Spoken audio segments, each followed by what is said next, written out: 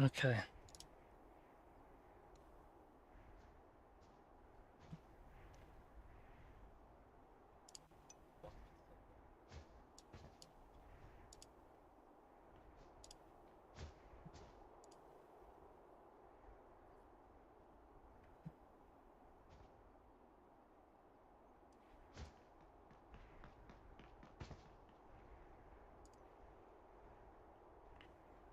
Hey, Lara, what's going on?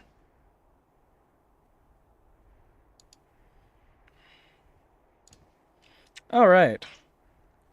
Now we're back where we were supposed to be. Settings.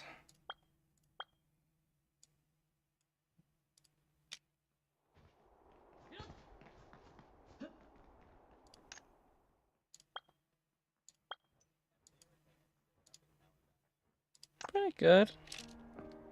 Pretty good. Just being part of the campaign right now. Seeing where it'll take us.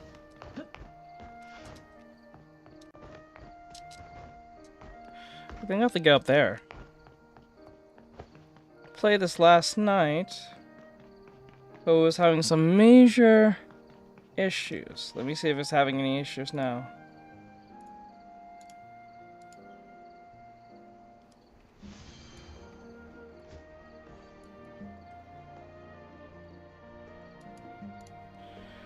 Nope, it's running smoothly.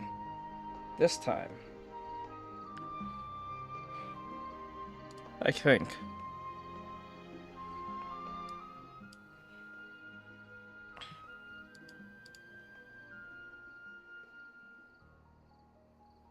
But how was your day, Lyra? Or how's your day going?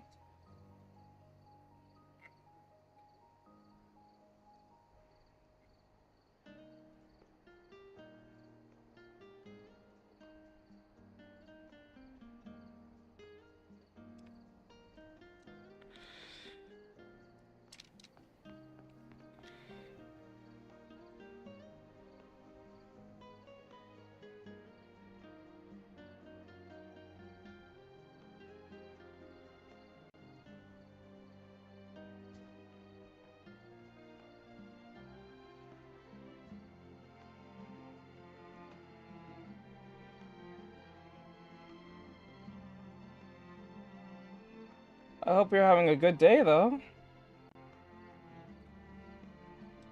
Hope you're being safe and practicing your art. I hope so. Let's go. Let's go, let's go, let's go.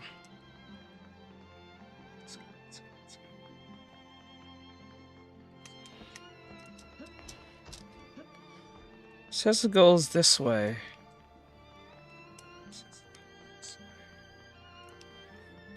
Says go this way, but what is the mission supposed to be telling me this? Here.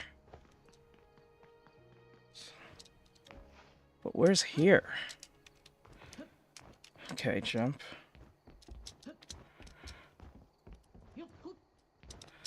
This is a different type of MMO, I tell you. It says it's somewhere in here.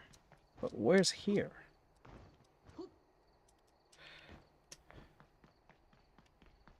Maybe he's inside the building?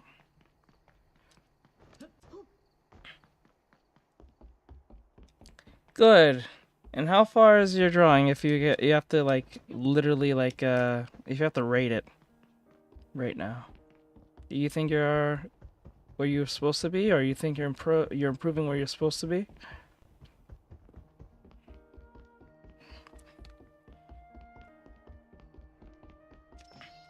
Got it. Okay, this spot is by tracking. Okay. Okay, investigate.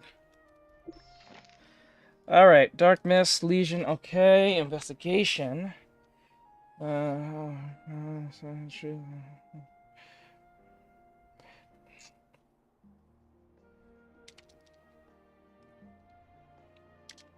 Okay, that's a waste of time saying that, but okay.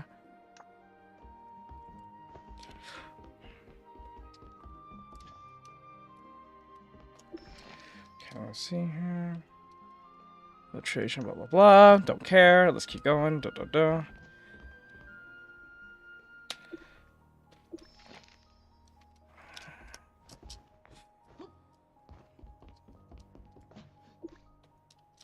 Priest. The priest, the priest, the priest. Take it easy.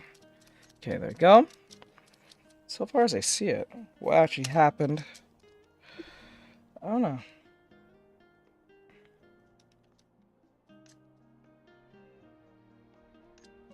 Okay. Okay, I don't care about this all. I don't care about your backstory. So let me see. Prince Professional. What is this? I take that. That's mine. Let's see. And then... Oh. Okay. Artextric. Everything for now. Let's organize the current. Okay. But where is where?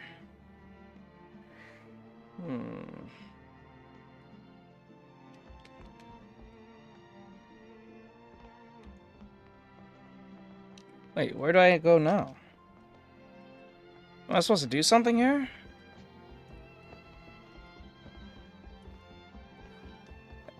Am I supposed to, what? Am I supposed to go somewhere? What the hell? Oh. There we go. There we go. I got that. Oh, where's view? Da da da da da. Every decision you make will directly affect the something. The blah blah blah blah blah blah blah blah blah blah blah blah. Okay. Not really sure where to now. Where do I go from here? Seek in the past. Open the something notes and find out where Jaden is. Where Jaden is. Activity on or something.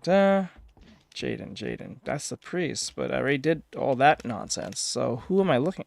I'm looking for a dude named Jaden, but like...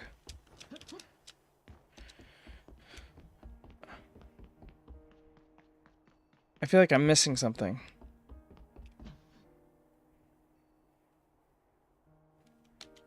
I feel like I'm missing something. Ooh, ah.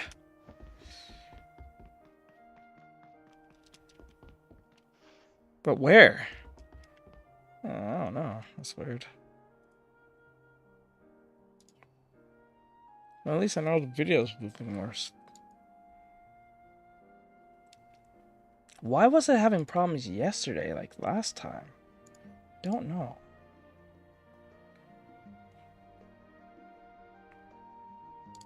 Well, since I know that wasn't the game, it must have been just the YouTube at the time. Perfect timing, YouTube. We always had perfect timing, impeccable timing, all the time. Never. Okay.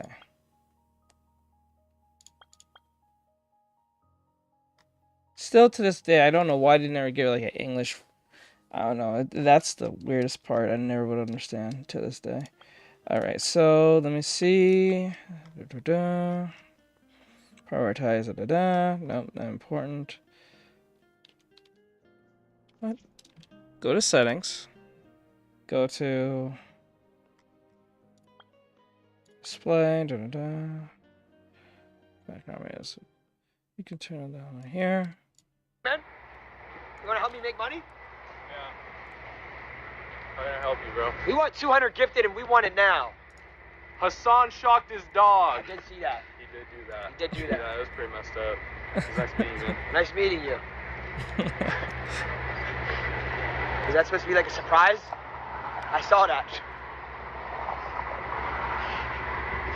Can we get 200 gifted if anyone feels bad for Hassan's dog, y'all?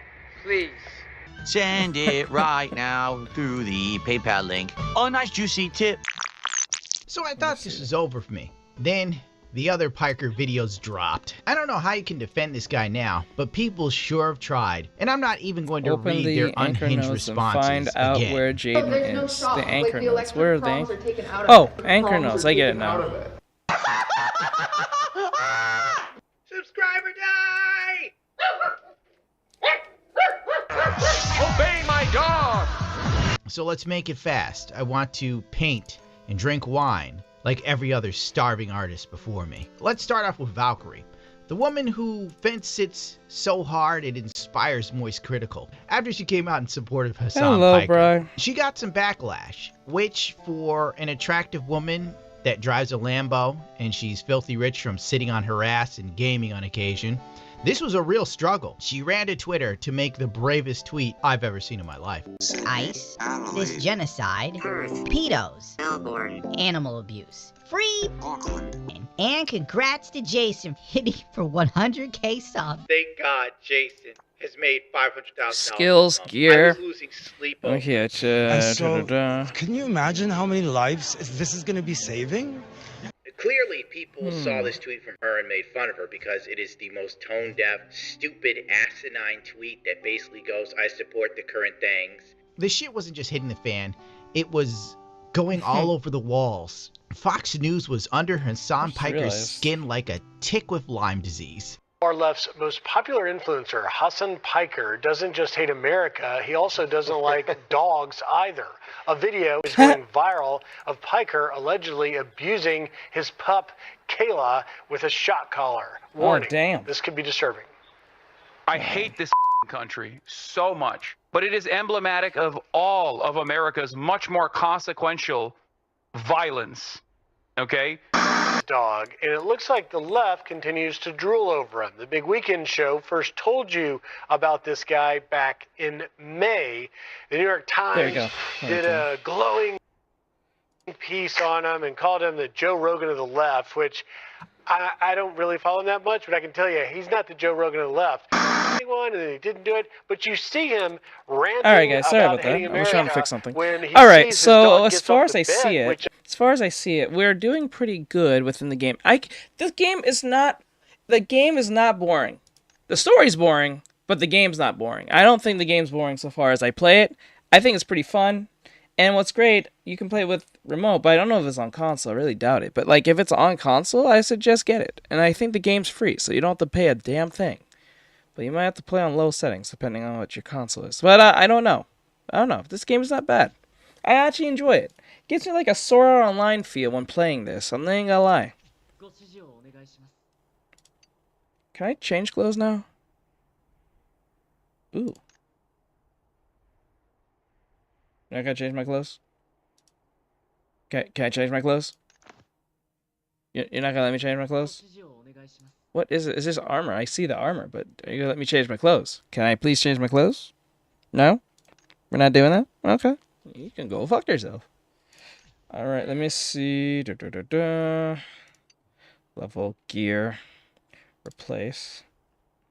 Did I change my clothes? I don't know. That's weird. It's saying I did, but I didn't. Replace. Okay. I don't think this game is bad. I think it's pretty fun. It's kind of straightforward, and you don't have to listen to any of the gobbledygook story if you think it's fucking boring, which it is. It's like a bunch of anime. And nothing's wrong with anime. I love anime. But, like, it just has that anime-type storyline where you're like, a lot is happening, I don't care. Let me just kill something, please. Let me kill something, please. I would appreciate if you let me do it. Please. Kind of like it's on that Genshin Impact thing. Like, you know, if you skip like 2 or 3 scenes, you don't know what the fuck's going on for that point. You're like, I don't care.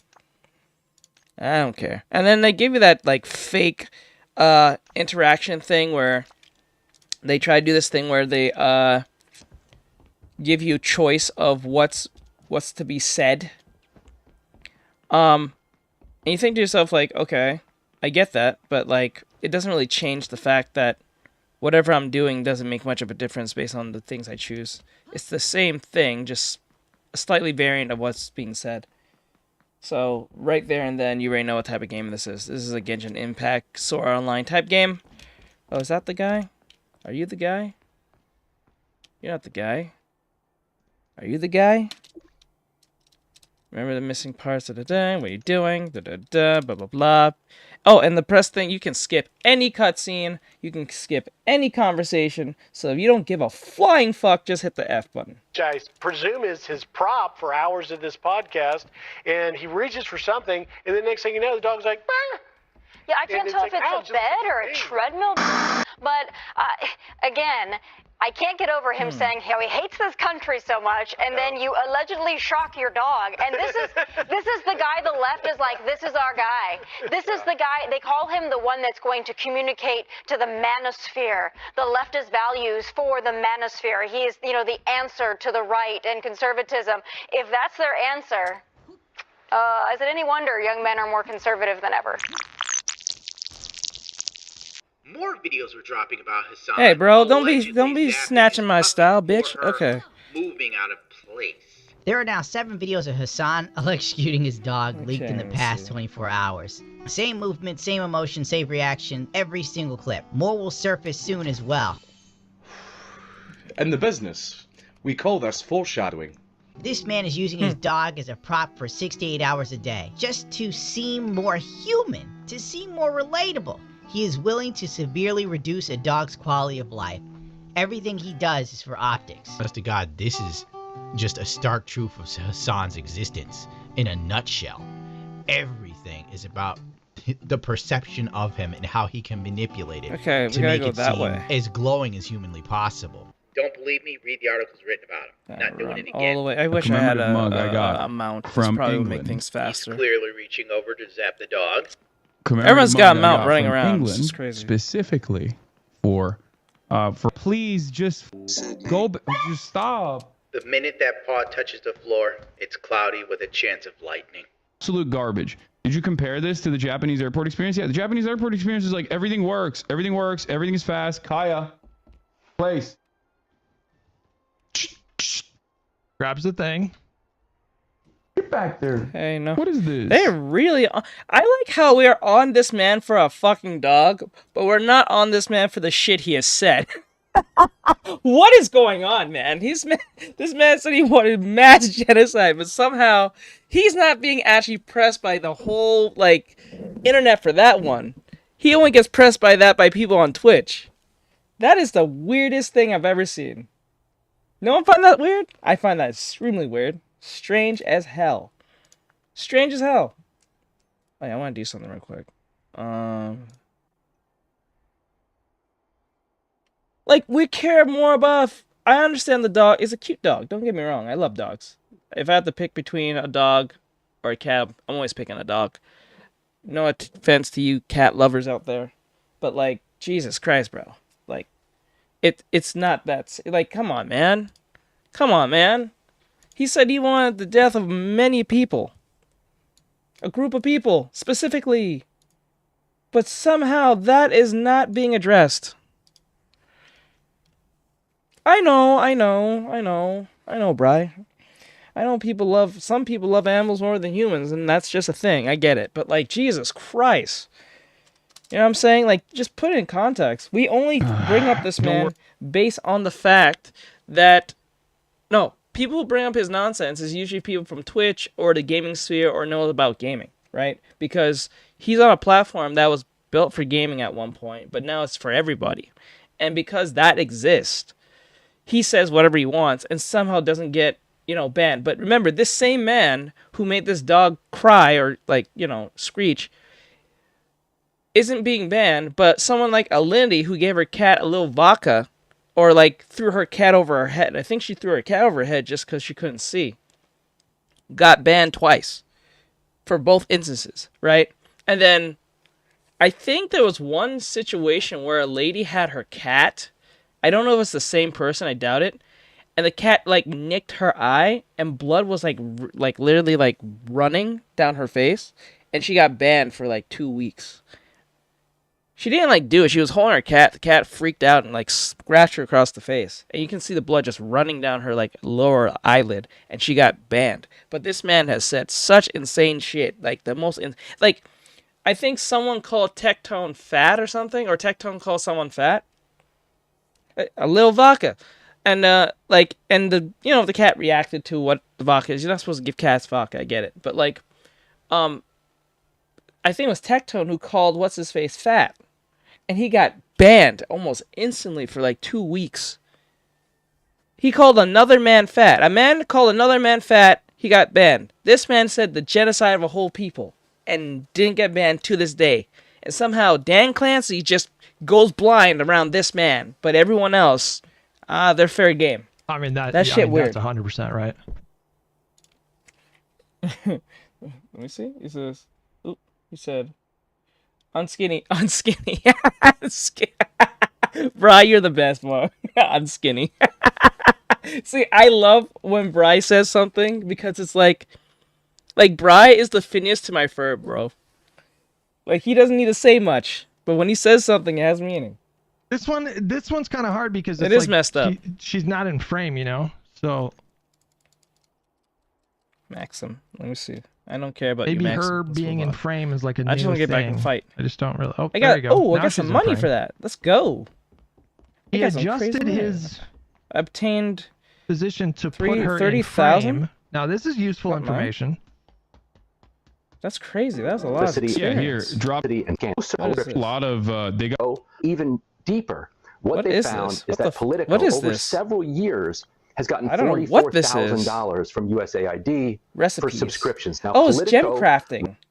Okay, switches. Okay, so he's got a different scene. There are 2 life skills: gathering, crafting. Crafting lets you use materials gathered through gathering to create a wide variety of useful items. With life skills ventures, you can craft items for sale at the exchange center to earn Luno and produce their own gear, furniture, and more. Gathering crafting actions comes to 2 types of focus: regular, oh my god, Jesus Christ! I didn't know this was a thing. I have to look into this later. To get her in frame. This shit. All right. So that's obviously something that is like on his mind. Okay. While I was gone, she got to free roam like a cow. Hassan guys, talking so about far, are you Kaya guys one having day any before issues? October 7th. Added credence to the theory that Hassan only has Kaya as a prop for his streams. He hates it when she acts like a dog. It's like he threw trash everywhere or something, because a lot of people are saying. Someone's been a bad girl in my absence, by the way, and you can tell because she's like literally. I think it was at the time. It was just people. She's not used to place because. While I was gone, she got the free roam like a cow. I think Brian might like this game. I'm not gonna lie to you, bro. I think this is something Brian would like. Why does he even own one? The guy loose in the studio here. Yeah. Can we get him out of here? Great. Thanks. Not a dog lover, Mr. Reynolds? Yeah. Well, if you're asking me if I like wild animals slobbering all over me, then yeah, I guess I'm not really a dog lover. Then. Wow, I have never met a person who does not like dogs before. Yeah. Well, there are plenty of us out there, Chet. Okay, trust me, we're just afraid to admit it because we feel like we're going to be judged by people like you. An ex-Earth guard came to Hassan's defense. Surprise, surprise. In the now, very where do we need weird to go now? Earth to Twitch pipeline. It says, Which is open odd the anchor because usually notes it's and the other way find around. out This where person Jaden is. copyright Okay, what is claimed anchor people notes? on X for sharing her brain dead take, which isn't even worth subjecting you to. It's Guild, really just that stupid, trial path, especially in light of how things have turned out in the last 24 hours. She's a stupid bitch. Anyway, back to Valkyrie. She was experiencing some heat from running defense for Hassan, so she reached out for help from Asmongold. And that's okay. I messaged 2 people about LSF. I messaged Nick Polam and I messaged Asmongold. I asked both of them. I was like, hey, I don't really use Reddit a whole lot, but like, do you think it's a good idea or a bad idea if I respond to a post and be like, oh, I understand where you guys are coming from. I'm sorry. Like, I'm sorry. I should have definitely like spoken about it differently. And both of them reassured me that it's a good idea to not, because I know they're like, they're Reddit people. So Day 2. They're Her fans were Reddit so people. upset, she immediately threw Asmongold under the bus. at the end of the day, it is my fault for not being aware enough. And I apologize to my community. It was probably so hurtful and so jarring. I had to play this clip. This portion. Wait, is she saying sorry because she asked Asmongold a question? Is that what she's saying? Conclusion, need this. What was Jaden going to do before he disappeared during the Astralands Independence War? I don't fucking know. Okay, something seems off. Jaden is going to lead. It's still not enough. The Dark Mist Legion risk. Come on, guy, can I please fucking read? Like, what the hell? Oh my god. It is very dumb. Listen, I've been doing this content creation thing for a while, and if I came across a content creator who is much bigger than I am or just as big, and I'm asking for advice, and my audience got wind that they don't like that person for whatever their stupid reason is, but I have no real actual reason to hate them, or really have no reason to dislike them, I'm not saying sorry for shit. I don't give a fuck if they don't follow me or whatever the case may be. I'll do what the fuck I want. You know what I'm saying? Like, I can talk to who the fuck I talk to. I don't give a shit. I don't care about that brand shit. I'm not doing that shit. That's bitch shit. You go over there saying, I'm saying sorry guys because I talked to Asmongold and I know you guys don't like fuck you. I'm saying like, if you're a fan, you would support whatever the hell I'm doing because it's for the greater good. And even whether you hate him or not, I don't give a fuck. I'm going to ask him a question and we'll move on. If you get wind of it, then too fuck bad. Eat shit. That's just stupid. To try and make sense of the hell she was saying. Her community is hurt by her speaking to Asmongold. Okay, everyone involved in this is batshit crazy. Not. Okay, tell the rock, companions about your findings. So. Let's go. I think everyone, including myself, should be more aware of, what's going on in the world and what people are saying. I just like. Okay, just to let everyone context-wise why I have the reaction box in the corner and I'm playing this game. This game is an MMO game. It's not like a straightforward type game where I'm playing like a Silk Song where it's like a one-track story and it's like a linear thing. This is an MMO. You play it the way you want type stuff.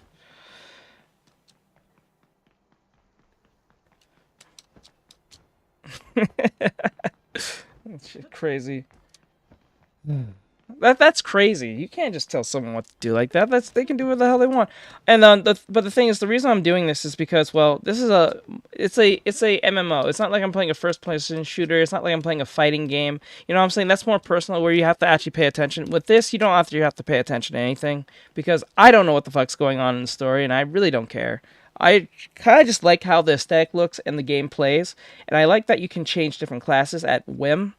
I don't have to stay in one. I don't have to be locked in one class. What is that? Dance open. Office open. I don't know about that. I'm not jumping in that right now. But yeah, the game's pretty fun. I think this game could be pretty big. I think, in my opinion, I don't think anything's wrong with it. It don't seem all that boring. I like the fact that you can skip virtually any conversation. I like that. It makes life a lot easier. I just like the aesthetic and how it looks. I wanted to play this game for a good while. I just never knew when it was going to come out. But when it came out free, I was like, yes, let's get this game. So that's why. And since it's an MMO where you have to pay attention to virtually nothing, I guess it was best to put like a reaction box in the corner so no one gets bored. It's for those who are coming in, don't know what the hell's going on. At least they can, focus on something specific, I think it makes sense. It is my fault at the end of the day. But she lives a semi-charmed kind of life. Going to streamer events, playing games all day, huffing Jacksepticeye's farts. Plus, not only that, it's like, I realize that this game is not in English. So I don't think a lot of people are going to put the time to read everything. No problem, because like this is in Japanese. I cannot change it to English for some god-awful reason. I just realized my character looks like Hawks. Why does he? I think it's the jacket. It's the jacket. It's the jacket. It's the jacket. He looks like Hawks. Damn it. God damn. I gotta change my clothes fast. I can't. But like the point is, what I'm saying is like this is in Japanese, and I know people will come in, may appreciate that, but it's hard to read the subtitles the way that everything's set up. So I just like, fuck it, put something English so someone can pay attention to this. I guess just trying to look at Hassan objectively and go, yeah, it's not looking good, and that's all you got to say. That is my fault. Literally no one's fault but my own. I'm not aware enough, and that's on me. Ray, you're a good role model still at this point. Like the game more as a backdrop than anything. I don't think I am. I think I think I have a good job of recognizing when I do mess up and accepting that and But being you okay didn't. with But it, you but didn't it's mess all up. good. That's the fucked up part about this. You didn't mess up anything. You just asked a simple question to another fellow content creator, whether they're in the same space or not. You asked a simple ass question, and your punk ass audience took it to a level where it doesn't have to be. I think the worst thing for any content creator to do is fall in line with the idea of their whole audience telling them what to do. I think that's a bad thing, because once that happens, they can literally control you at any moment and then say, well, he doesn't give a fuck type shit. Like, if you give a fuck, you should give a fuck to a degree, but not to the degree where you have to make a literal apology for talking to someone with a simple question. You can go fuck off on that one. It's all like I hear you guys, I see you guys. You're right. You're so right. When you mess up, it's so small and meaningless. Yep. This is her messing up, quotation mark. And this has no real effect on you. None. You're rich. Yes. She posted a photo on her Twitter because someone dented her Lamborghini. I'm saying, what the hell? A different world to live in. Like, her Lamborghini's dented. I gotta find money to feed goofy family members. We're not the same. She couldn't live a day in I think it's in Japanese. I don't but think I this could one's live a Korean. I'm not sure. I'm just jealous right now. I'm so sick of seeing these privileged chicks that are like all right looking become wealthy beyond my imagination. Yeah. Just sitting there and drinking boba tea. He's out of line. But he's right. Asmongold actually tried to help Valkyrie in this situation because she seemed so lost in the sauce with Hassan and Collargate. He checked in, gave her advice, and showed legitimate concern when things got tough. How does she repay him? She turned around and treats him like some kind of villain who doesn't even deserve respect. Gross. When you're attractive and live in a world that constantly praises you, I suppose reality and accountability rarely hits. That is so incredibly based by Smash JT. The accountability feels like hate when you've never had to face consequences. Asmon's one of the most genuine and reasonable creators I've dealt with online. Wild how people trash him, but defend a guy who shocks his own dog as a background prop for his live streams.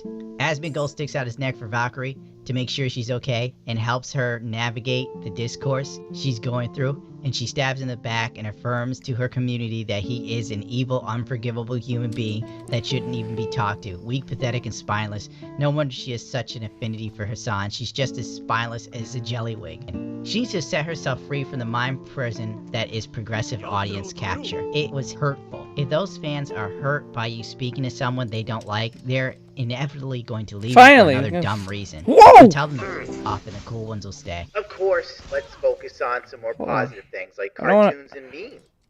Hold on, guys. This guy's huge.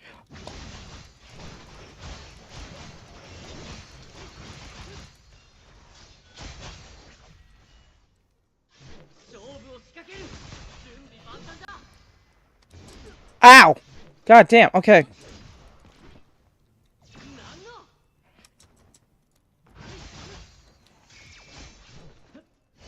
Ah! Break!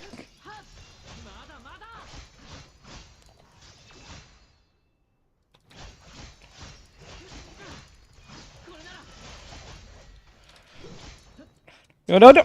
Ah, damn it.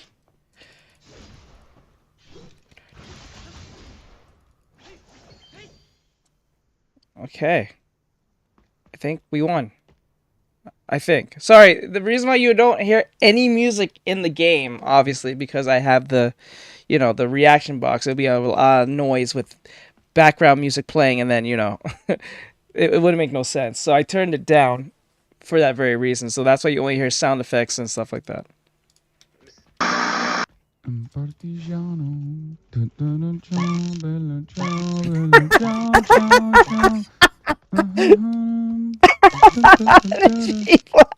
This is the one that people are talking about.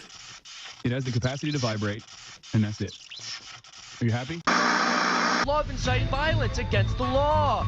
In Minecraft... Disobedience warning! Canine crap outside! That's crazy. Kaya, come on!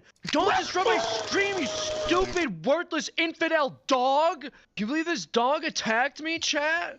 So incredibly spoiled. What? No, it's not a shock collar. It mostly doesn't electrocute him. What are you guys talking about? It's not a shock collar. It's just a normal collar. Hassan approved. I saw this in action on Hassan's stream, and wow, was it effective. Can't believe his dog tried to move around during his stream. Probably learned her lesson. I mean, they saw what happened to Kaya, and they know they'll get the same treatment as soon as they step off the proverbial dog bed. Then, of course, we got the political representations of... Oh my god. There you go. Things got turned up another notch on the 13th when a new video of an overhead angle showing Hassan's dog zapper remote, allegedly. What the hell? I'm gonna put the Y shot. Boom. Yes, we can. Hi, Jack.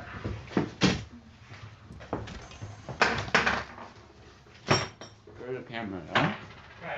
What the hell? No. It was at this moment that he knew. He fucked up. Confirmed. Did some homework. ET800, the boss, e-collar, 1 mile big dog remote trainer. It's not the ET800, it's likely the ET300. The ET800 looks different from the one Hassan showed. This one has too slim of a front lens, and this one is the RX120. Hassan likely has the RX090. Sounds like a Gundam. It's impossible to deny it now. It does sound like a Let's see how Gundam. he tries to spin it. It does! Can we just move on, please? Because the memes were funny in the first couple of days, but now the only people that still are like actively pushing it are people who are genuinely mentally ill in the way that like anytime my arm moves around, they are weird stalkers that are demonstrating their mental illness.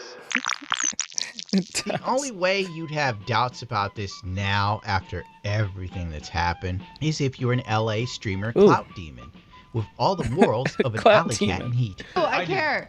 So you've probably been asked too. People keep coming in our chat and they're like, go to Austin's chat. They go to poor rickety old Austin show who's barely getting up in the why morning. are you hanging out with a dog abuser? Yeah. I would like to make it clear.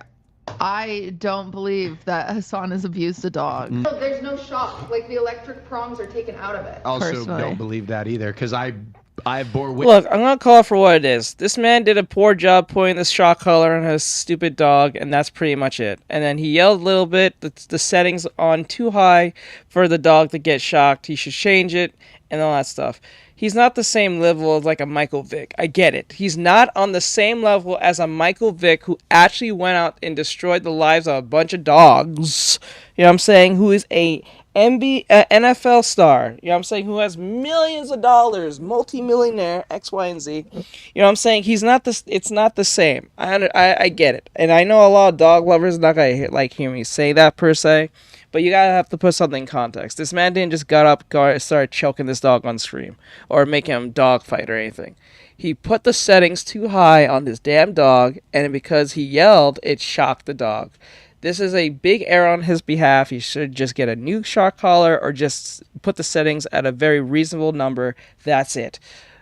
I think that's all would need to be done. I'm not defending Hassan. I don't like the man. I don't like how he does things. I do not like him. But we gotta call it for what it is. The man fucked up on putting the wrong settings on the dog, or a case may be. He should not do that again. That's it. Move on. Can we please talk about the fact that he was talking about genocide and letting people die? Can we not jump on that, please? Like, I don't know. Why is that, like... But like Brian said, you know, it's animals. So, like flicking out the head of a dog is, like, equivalent to an actual genocide. Like, it is what it is. This is crazy. How you treat her, and you treat her much better than me. Of course, Cutie Cinderella believes Hassan isn't up to anything goofy. She was in the video with Hassan when his remote was on screen. He'll be having a wonderful Christmas time. Right? Is that the right one? Everyone is selling you a lie. Like, it's a lie. It's all a lie. Every single thing you see is a lie.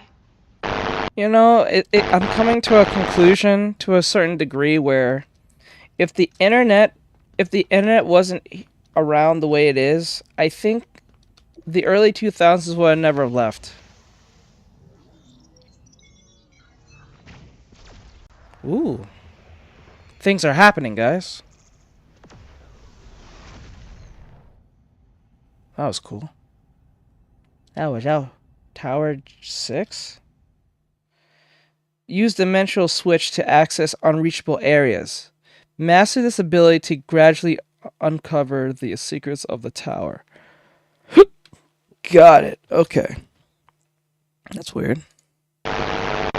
Speaking of which, Pokimane staff decided to cancel posting their Hassan episode, and Pokimane wasn't pleased. Hey, taste buds. Sweet and sour. Wow, what a creative Melbourne. This is a tough one, we write. But we wanted to give you all a heads up that we are unfortunately going to be missing our first scheduled Saturday video tomorrow.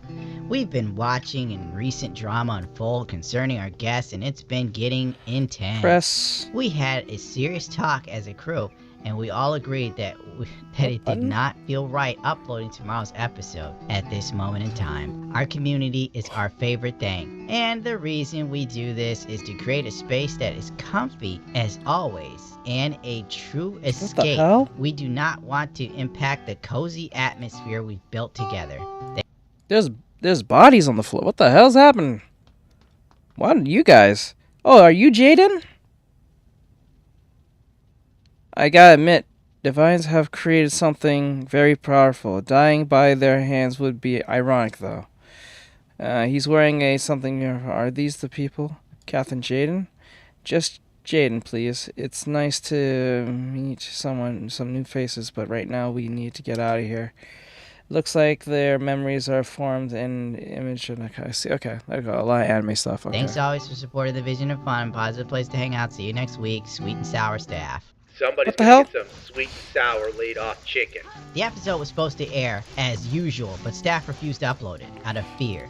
It had caused drama, and also posting this statement without my approval. Sorry guys, we'll talk about everything on this week's episode and go on a hiatus afterwards to restructure. Of course, Hassan electrocuting his dog ends with some poor for Pokemon getting fired. It is what it is.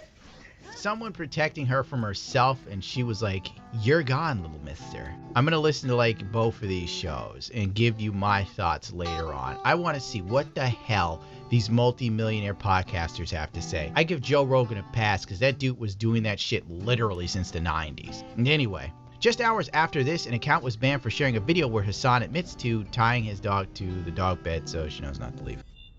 And also, one of the parts of this training is also supposed to put her, like, we're using the elevated bed, as you guys can see.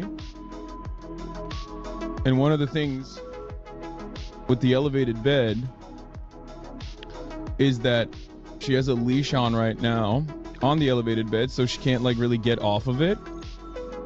So she now knows to sit in place for hours and hours on end. It's wonderful, isn't it? Wonderful.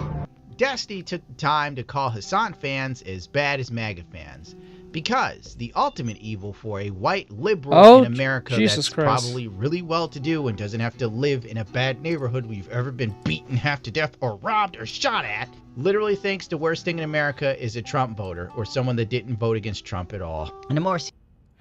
Oh god, this guy's huge. He looked like he can snap my spine.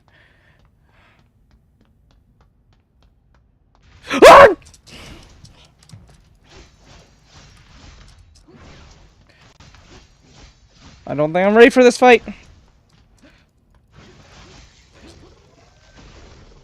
Woof, woof, woof, woof, woof, woof, woof.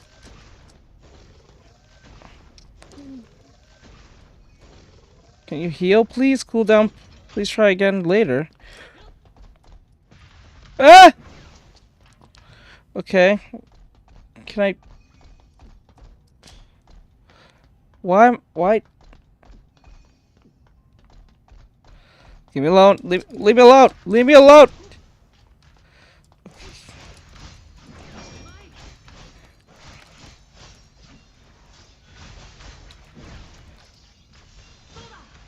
Come on.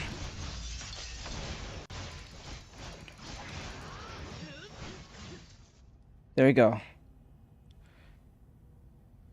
Definitely. Serious note, Hassan stuff is we nice won to that. look at Okay, we all good. We good. I knew what I was doing, guys. I was just seeing if you guys were paying attention. that That's the all. manga community does. And it's nice to see how the machines work in a comparatively low-stakes environment. Yada, yada, yada. I'm not even reading all of this because, frankly... In the absence of God, many people will turn to false idols. Unfortunately, in our time, there is no shortage of demons and xenomorph filth. Not being Hey, I said the same thing. I said the same thing. What the hell?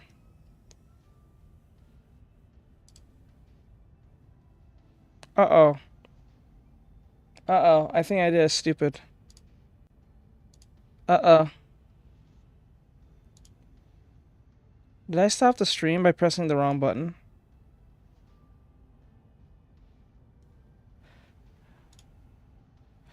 Let me see.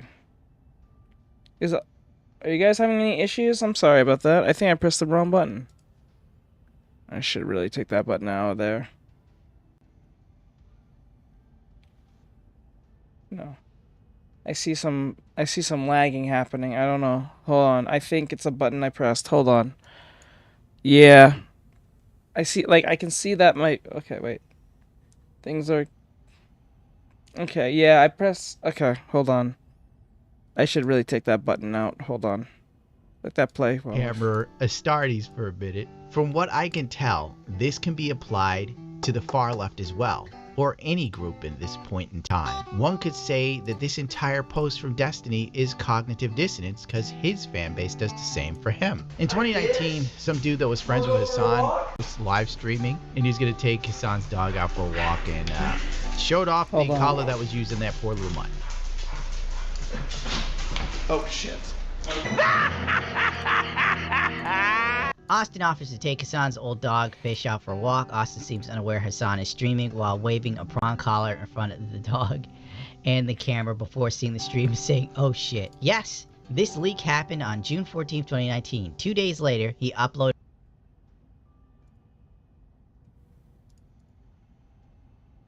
I thought that was a button I pressed. an Instagram post featuring the prawn collar as a way to Hotkeys. I think it was a hotkey. There it is. take ownership of it.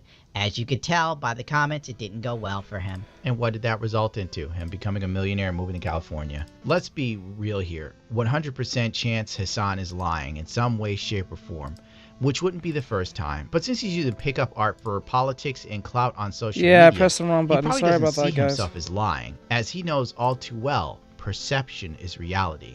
And that is one of the golden rules of pickup arts. In his perception, everything he has done isn't bad or mean to the dog. His perception is reality. Unfortunately for him, everybody else's perception doesn't align with his own. This is one of the few times I've seen him ever get this much shit for anything. But in the long run, nothing will happen. Right? Bro! Like, is he on Twitter? I mean, TikTok? Like, is Hassan on TikTok? I don't think so. I think he's just on Twitch. I do not think he's on TikTok at all. I'll be surprised if he is. Hold on. Why am I glitching so hard? Yep. Nothing ever happens.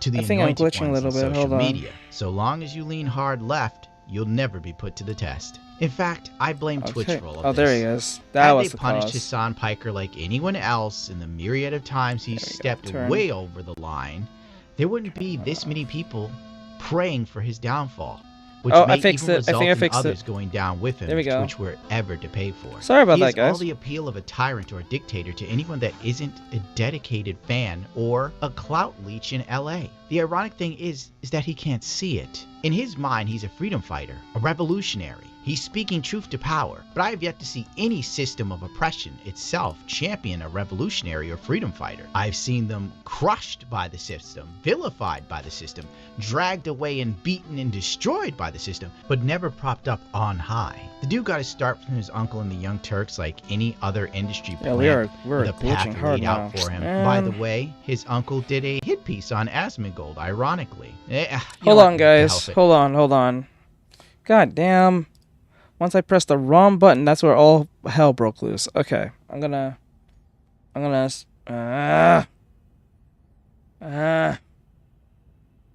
Okay, how am I gonna fix this problem? Should I just wait till it just literally fix itself? Wheels were working just fine. I just had to press that stupid ass button. Okay, let's make this, okay, it's saying poor, which it, okay, so all I'll do is this. I'm gonna turn, we was doing just fine.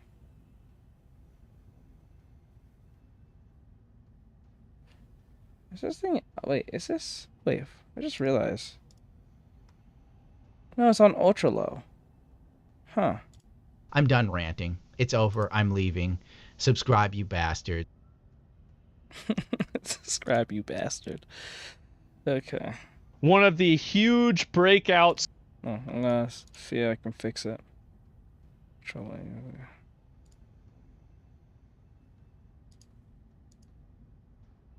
It's not Conqueror's hockey. It's more like anxiety.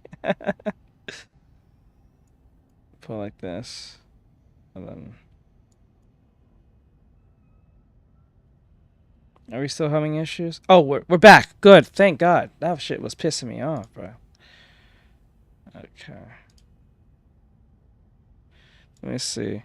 It says this game costs $0 to make. Successes inside of gaming, especially in terms of a very small developer. This has been massive.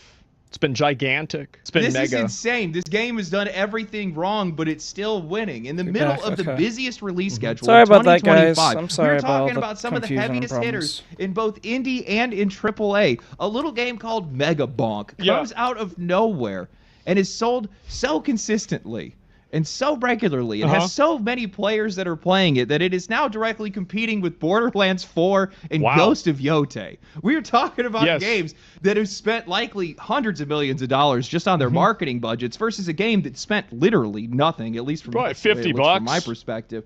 This game's success is entirely organic. It's grass-fed. It's homegrown. Good video games will succeed if you give them even a little bit of exposure. Bad video games will fail even if you show them to the whole world. He's not wrong. This is the same with media in general. Was relatively unknown, only had a few devlogs on YouTube. It has now become one of the most talked about and played games this year, and it hasn't stopped yet. You know, if I was working at one of these AAA companies, if I was on their board of executives, I would have a lot of questions. Because while these guys keep talking about how prices need to go up on just about everything that they have, kind of tight. Isn't Mega Bonk like $10? Because you have a guy. Well, they are. They're wasting their money. They're wasting their money on facial capture software. They're wasting their money on... Well, look at the way the grass moves. What the hell? Guys, you see this? Bro's about to get destroyed.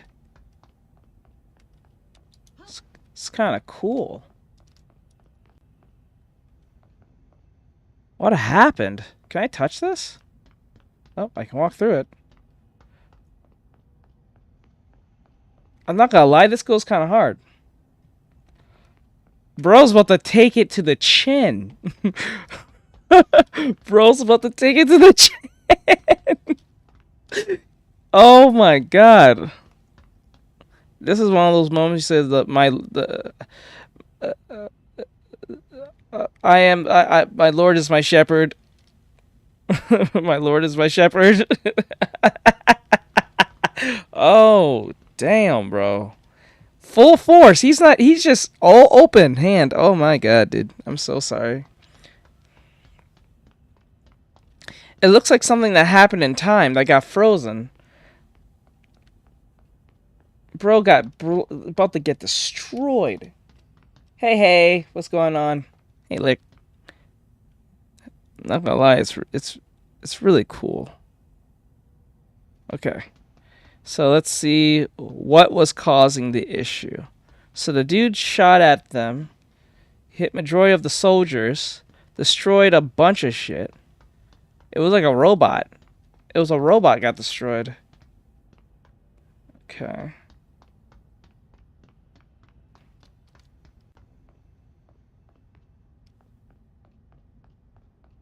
My powers, they're fading. Something's waiting for me up ahead. Observe. Jaden is dead. Oh, he's dead. Okay.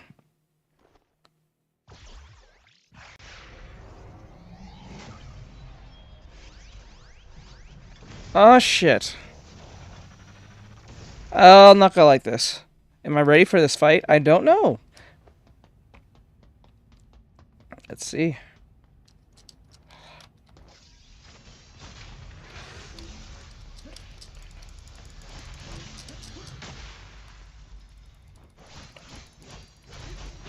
Ah! Ah!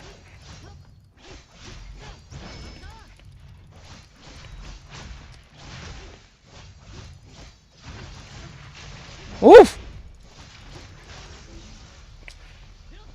Run, run. Okay, there we go.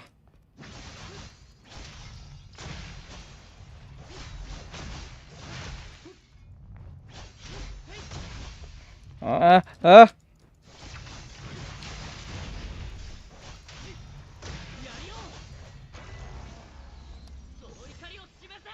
Ah, not the ultimate move. God damn it. Hurry, collect the energy.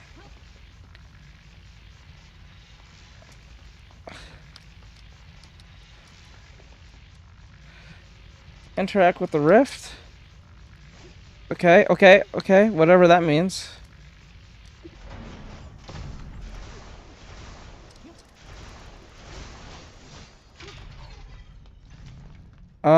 Is that the safe area? Ah.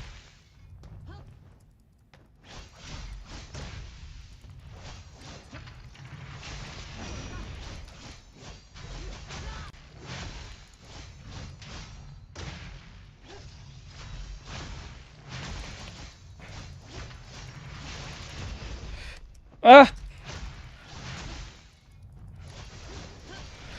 Move, move, move!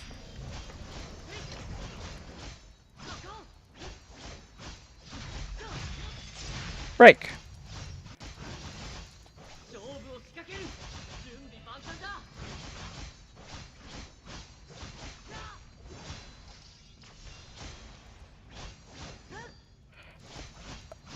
Am I winning? Am I winning, son?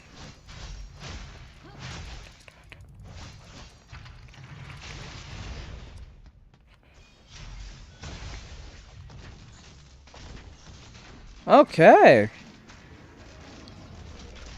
Good job, guys. We won that one. Let's go. Oh. A solo developer, yet again, that made a game that's based off of memes in one of the most saturated genres in all of indie games, and he's making them look like fools. So today what we're going to do is we're going to talk about the success of Megabonk and how against all odds the game that did everything wrong is somehow actually doing everything right. It's fun to play. Why a game like this has continued to level grow. 34? I'm on level 34 already? Oh my god, dude. I just started this game yesterday on the most jankiest stream ever. I'm already at level 34. I don't know how I feel about that. I don't know how I feel that I'm already like there. Like what's like okay, let me see. Just to make sure I'm not blowing up my own ass. Like hold on. Life skill. What's life skill? Oh, I lack life skills, guys. I am a bum. I am a bum. I am a bum right now. I can't weave. I'm not smelting. I'm not doing no alchemy. It's probably in your early 20s. Probably mid-20s. I'm not sure. Oh. Can't tell based on just text. Probably I can tell based on the things you say, but I don't think you've been in a stream long enough for me to know. You just recently been watching me pretty recently. Bonte? Culinary? I gotta learn some skills, yo. I gotta learn some skills. Adventure at level 17. I'm already past level 17, it says. Complete main quest, CB fireworks, and... Okay. Geology, metallurgy, botany. I think it's botany, actually. Botany's for plants. Culinary, artistry. Oh, this got artistry? Let's go! Let's go! Let's get that artistry. Let's go. We should do some artistry. But then again, smelting does sound kind of cool. We gotta make our own weapons and stuff. It says here the focus is primarily used for crafting mystery metals and radiant stones. The materials required for crafting these items are primarily sourced from meteorology. So you have to learn that. Okay. Oh, I get it now. You have to know these these again, these subcategories. So these are the categories, subcategories. Got it. Okay. That's kind of cute. Yeah. What will you guys go for first? Botany? That's for plants, like culinary and stuff. Mineralogy, alchemy and smelting, and gemology. I think I'm saying that right. From gem crafting and weaving. What will you guys go with? Let me see here. Manual. Claim. Obtain. Let's see. Okay. Alright. It's kind of cool. Bonk, Vampire Survivors, Halls of Torment to a lesser extent.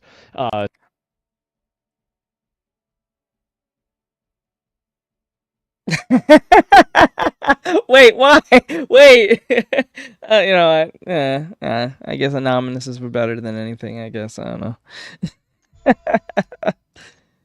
The only reason why I made that statement, based on what I know, is because I cater to people between the age of 25 to like 37, I think, or something. Or no.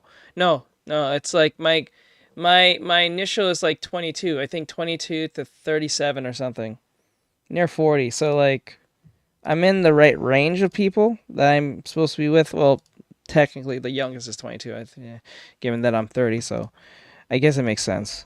I got a little life experience, but not that much. Chapter, what is it? Was it section? Schedule 1. Why these games are so successful is they have incredibly rewarding gameplay loops. Did I lose? Wait, what the? I don't know. Is that a me problem? Hold up. Just want to make sure. No.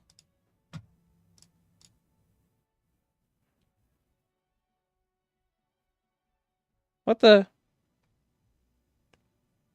Why is it saying poor? We're not even doing anything. Much of anything. What the hell? Oh my god, dude.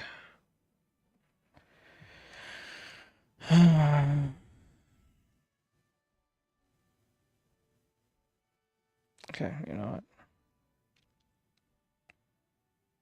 Am I back? I think I'm back.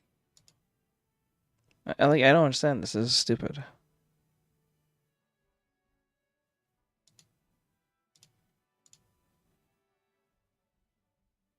You are not receiving enough to maintain streaming. Okay. No, just exit this out. Do I have this? Need this open? No, I don't. Picture in picture. I just need these two open. Need this. I need this. I think it's the game itself. I'm starting to think it's the actual game. Let's see. Need to maintain. Okay, so let me see. This is not receiving and maintaining. So what is the bitrate for? It's much lower than I thought. Huh, that's weird.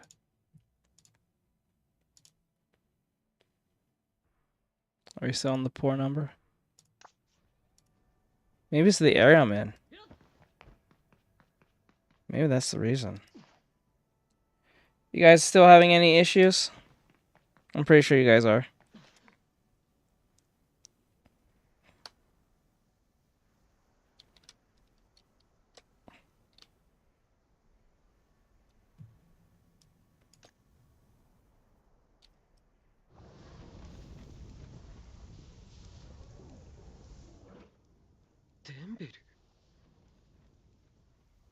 ハルトラウト、まさかお前がアステルリーズ人と群れるとは失望したぞ。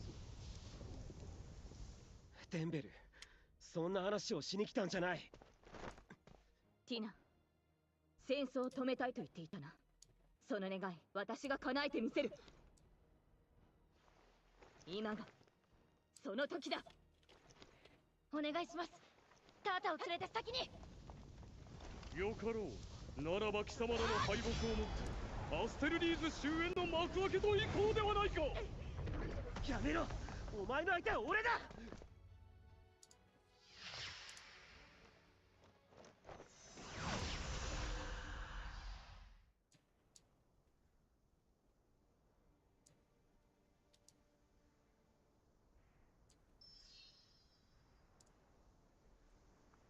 Hold on, let me get this real quick. I'm sorry. Trying to make this fit within here.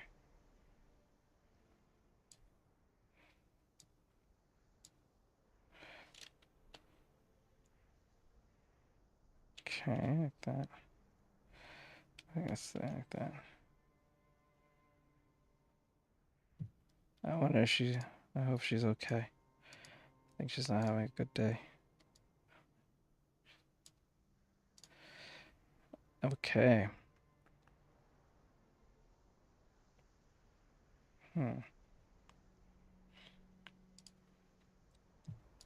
Okay, sorry about that. Alright. Can you guys hear me? Everything's good? Are we good? I think we're good.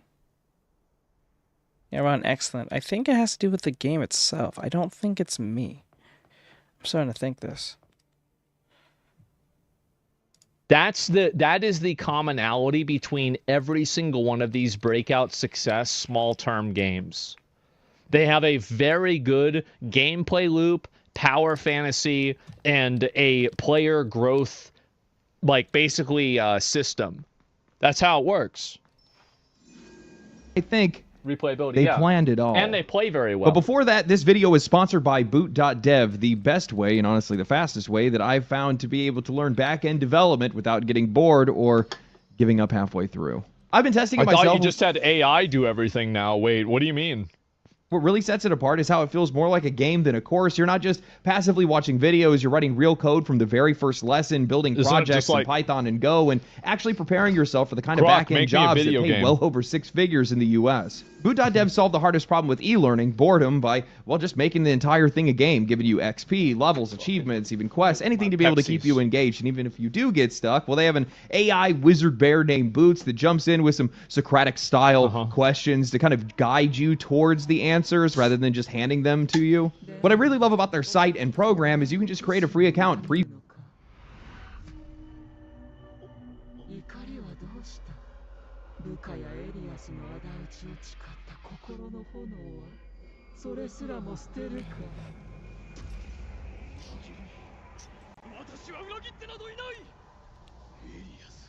Oh, just pause my cutscenes.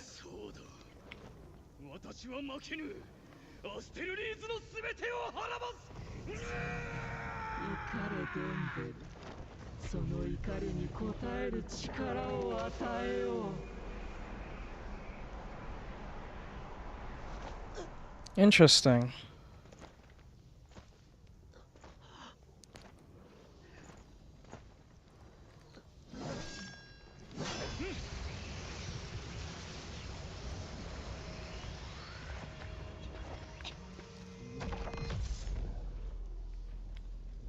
Bro, I look like a skinny Hawks.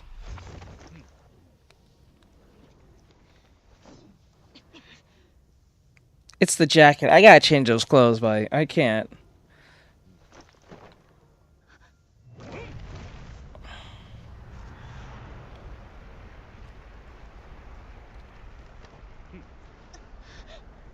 Why does every old isekai-like bad guy looks like this? They all look like this. Like, and there'll be this baby-faced kid who's gonna like defeat this guy within like 3 months because he went through intense training, and that took that guy like 30 years to look like that. It's like, that's typical anime shit. That's usually what it is. Review every single course and read all of the content in guest mode, but if you want the real experience, the interactive coding, answer verification, progress tracking, and community boss fights, well, you want the membership. So if you're serious about learning back-end development the right way, go to boot.dev and use my code LegendaryDrops to get 25% off your first entire year on an annual plan. That's boot.dev, code LegendaryDrops. Link is in the description and the pinned comment. One of the things I find so fascinating about these indie success stories is how almost none... Oh, so that's... Oh, that's how you... Oh, bro, I just figured out how to get a mount. Let's go. You get a little piglet. Aw, you name Piglet. Little piglet. Aw, you're so cute. Look at you. You're so adorable.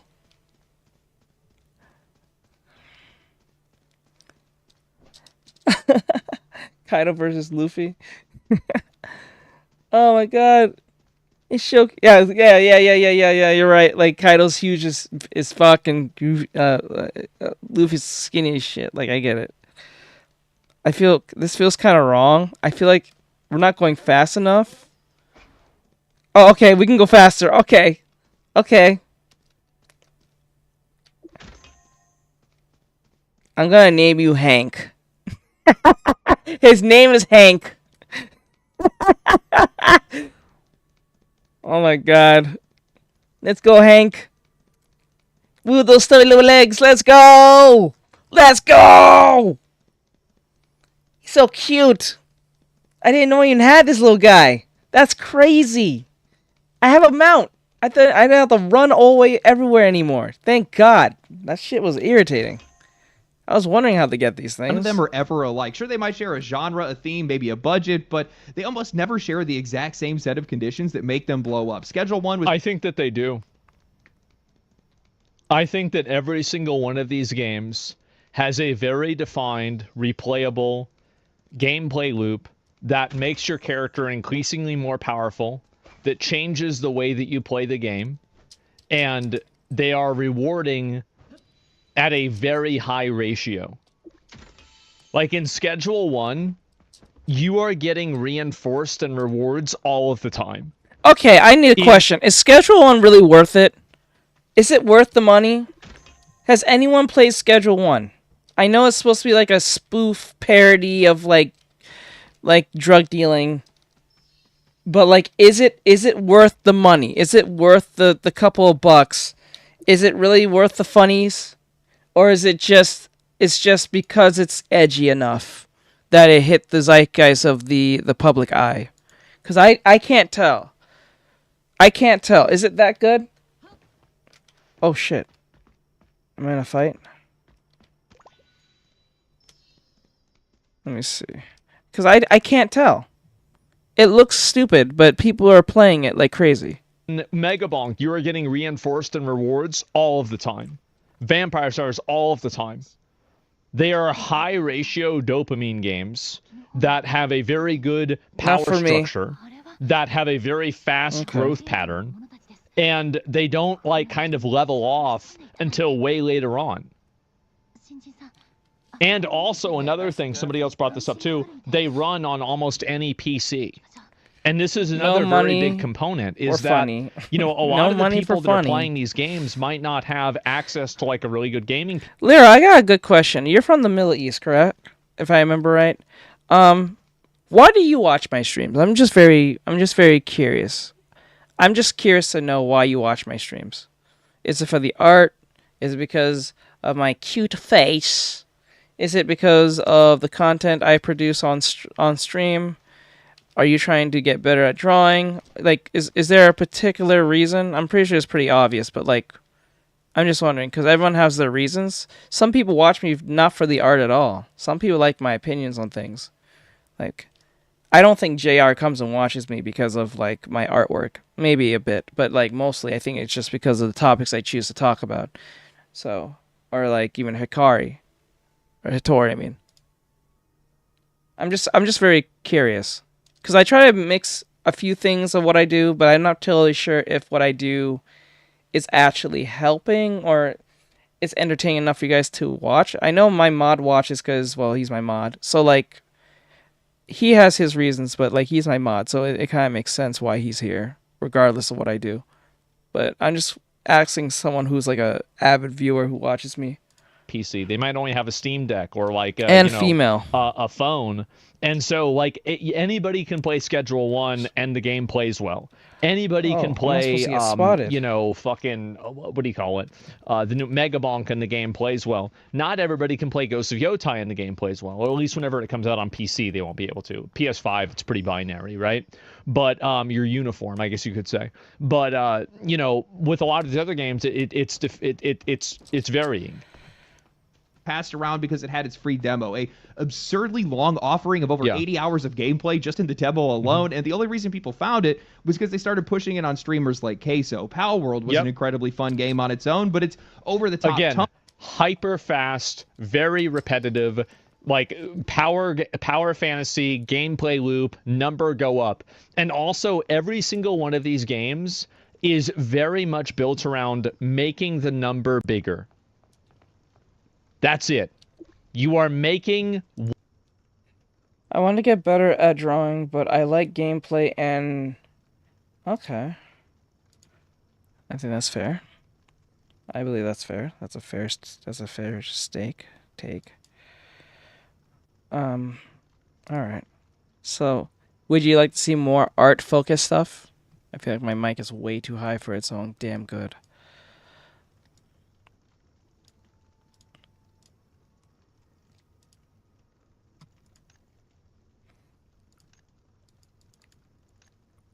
One number, a bigger number. And its controversy with Nintendo turned what could have been an obscure indie curiosity into one of the most talked about releases in the past 5 years. Balatro, Expedition 33. We can continue to go down the list, and it's going to be the same. In almost every single one of these cases, there was some strange... Aniguisread or something said hello, everyone. Hello. Hey, Red. What's going on? I try to be as fair as possible in the things I look at, but sometimes I know even when I try to be in the middle, it can come off more leaning towards something else. Probably by the choice of words I use.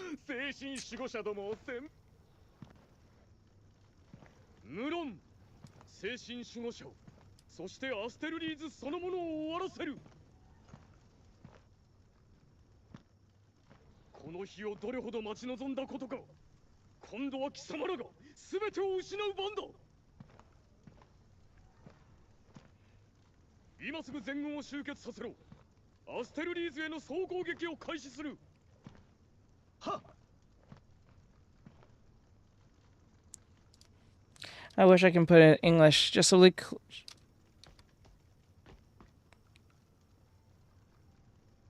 Shh. You better not come over here.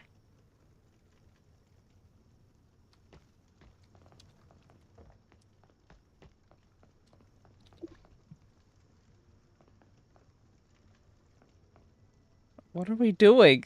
I'm following you. Follow Tina and hide. Okay, that's what it says. Adlira said I like it how it is, but more art is always good. Okay, I'll do more art, I promise. Adiguisread or something said it's been so unbelievably busy for me I'd cry or how, but I need to catch up on homework. My apologies for interrupting. No, you're fine. He's so polite. Red is so polite. Aw. It's okay, Red. You're perfectly fine, bud. Oh. I have such a polite audience. I'm so rude, though. I'm always so rude. Defining trait that helped these games to rise above the rest and make traditional And the reason why I bring up the chat box in the corner is because I'm not going to read every fucking thing everyone's saying. It's too much to read, like more than Silksong. With Silksong, it's like there is giant gaps of me talking to someone. You know what I'm saying? But this, I have to talk to virtually almost everyone, NPC, and nah, I am not doing that. Too much. Marketing feel entirely pointless. These games didn't succeed. Do you see my point about how every single one of the games that he's given an example of and I've given an example of have extremely fast reward structures? They are constantly rewarding all of the time at an... Question: would you guys like to see just me doing artwork or more VTubing models? An extremely high interval. Despite the system, they succeeded outside of the system, reaching heights that some of the most expensive AAA releases in Hold on. We're about to the cutscene. I only will pause it when we get on the cutscenes.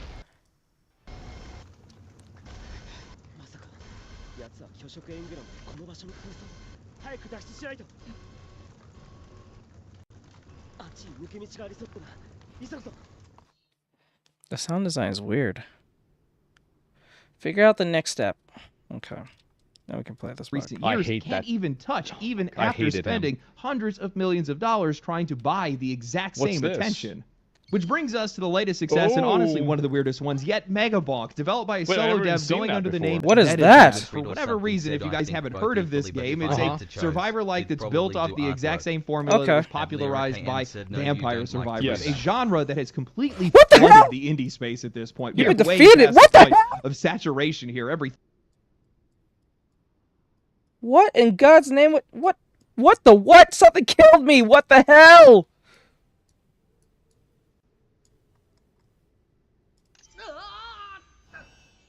Bro, I got slapped the fuck out. I don't know what just happened. Whoa. Was I on death's door the entire time? Didn't even know? It's raining. What the hell? That was annoying. Theme, every IP, every niche seems to have one of these games right now. There's Hollow Cure with its VTuber cast, Deep Rock Galactic Survivor, Heretical, which is essentially Diablo as a survivor, Halls of Torment, 20 Minutes Till Dawn. The list doesn't just end. So when I say that a game even like Riot made one of these, remember? League Swarm? This I played shouldn't have succeeded, I mean it, because there are just so many of them out there, and while a lot of these games do just fine, true breakout success is an entirely different story when a genre is this crowded, but Megabonk did it. As of recording this video, Megabonk hit a peak of over 117,000 concurrent players on Steam, but it didn't start there. It launched at barely... Oh, he said, I think both equally, but I had to choose to probably do artwork. No, you don't like to do that. What, the VTubing thing? It's not that I don't like it, it's just very tedious. I just wish it wasn't tedious, but if I do it more often, I'll be more faster at it. I think what makes it slow down are a few things. I keep forgetting how to like do certain things, like making sure certain body parts are separated properly, or like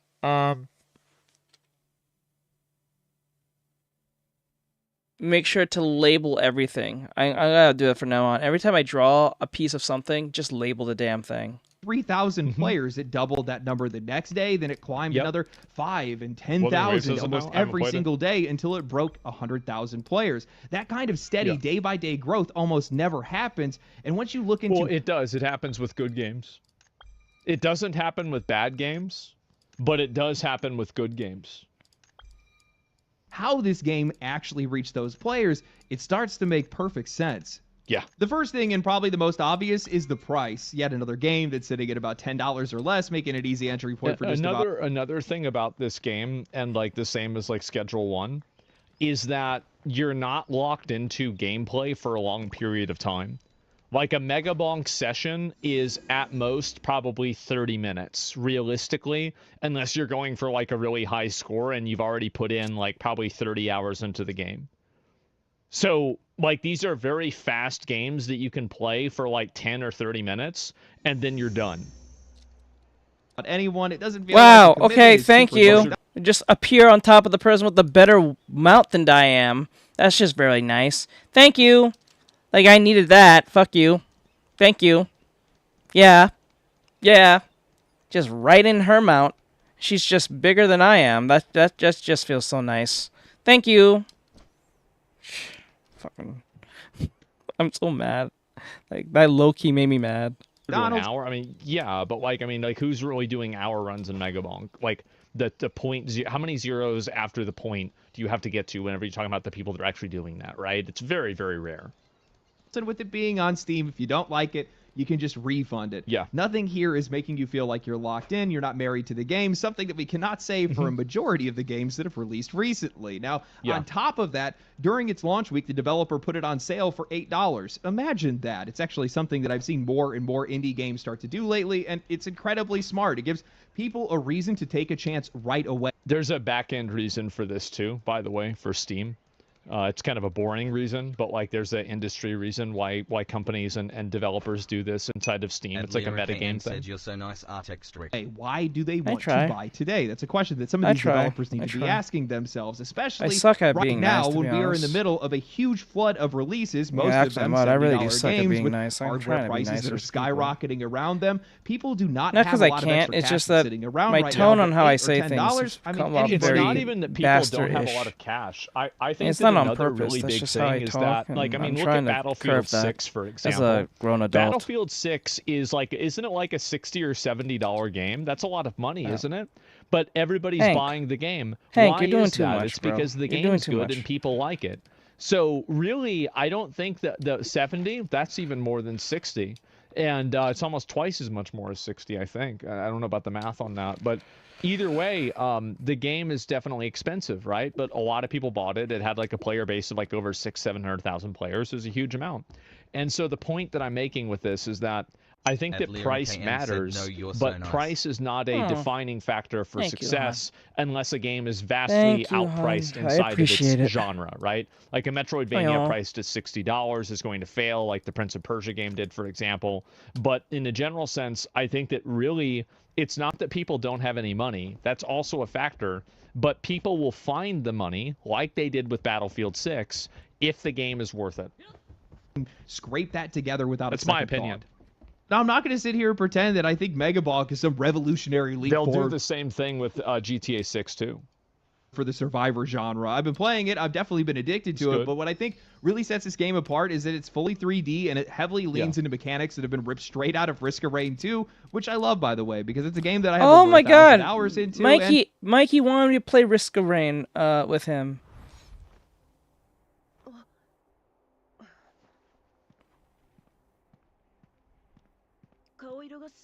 He seems to be having fun. I wanted to play that game with him.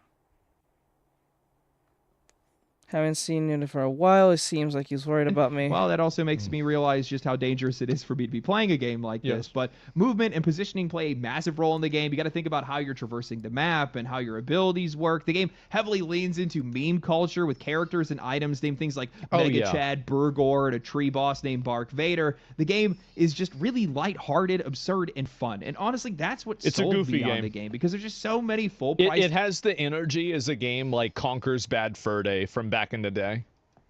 Games out right now that require 70 hours of progression even to feel like you just even started the game. They take themselves so seriously, and guys, I'm just kind of tired of it at this point. I just want something I can jump in and jump out of. I don't feel like I need to make time for it. Okay, we're on episode 3. This is the case too, is that I think that as gaming is becoming more of a, like, gamers will always trend younger, but I think that gaming, like the age of gaming has been going up like this, right? I don't know when it's going to plateau, but I think that, like, you know, a lot of the guys, like, let's say the average age of a gamer, like, you know, 20 years ago was like... You know what? In my head, tell me if I'm wrong, if you guys agree with this. The day that gaming plateaus is the day where we're literally putting Elon Musk's microchips in the back of our heads just to play the next isekai type game like this, to be in the game, laying down, just like in Sora Online, with our near gear thing in our brains to just do the cool things that we can do in anime. Tell me I'm not lying. Tell me I'm not lying. There's no VR. There's no headset. There's no stupid peripherals. You just put the chip in the back of your head. You upload your punk ass into the computer, and you're doing a bunch of cool things that you know you couldn't do because you're technically sleeping in your bed. Adding Wisread or something said him back. I don't think you are lol. I think that's how that's where gaming's going to plateau.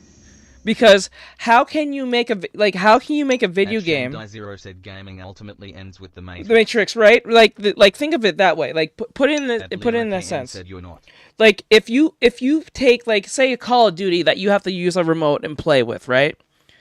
The whole experience of saying this game looks so realistic, I feel like this is real life, is going to be so out the window. That is going to be games that aren't going to be on a screen where you see a bunch of pixels and like it's highly rendered and everything. That's going to be the Atari of our generation.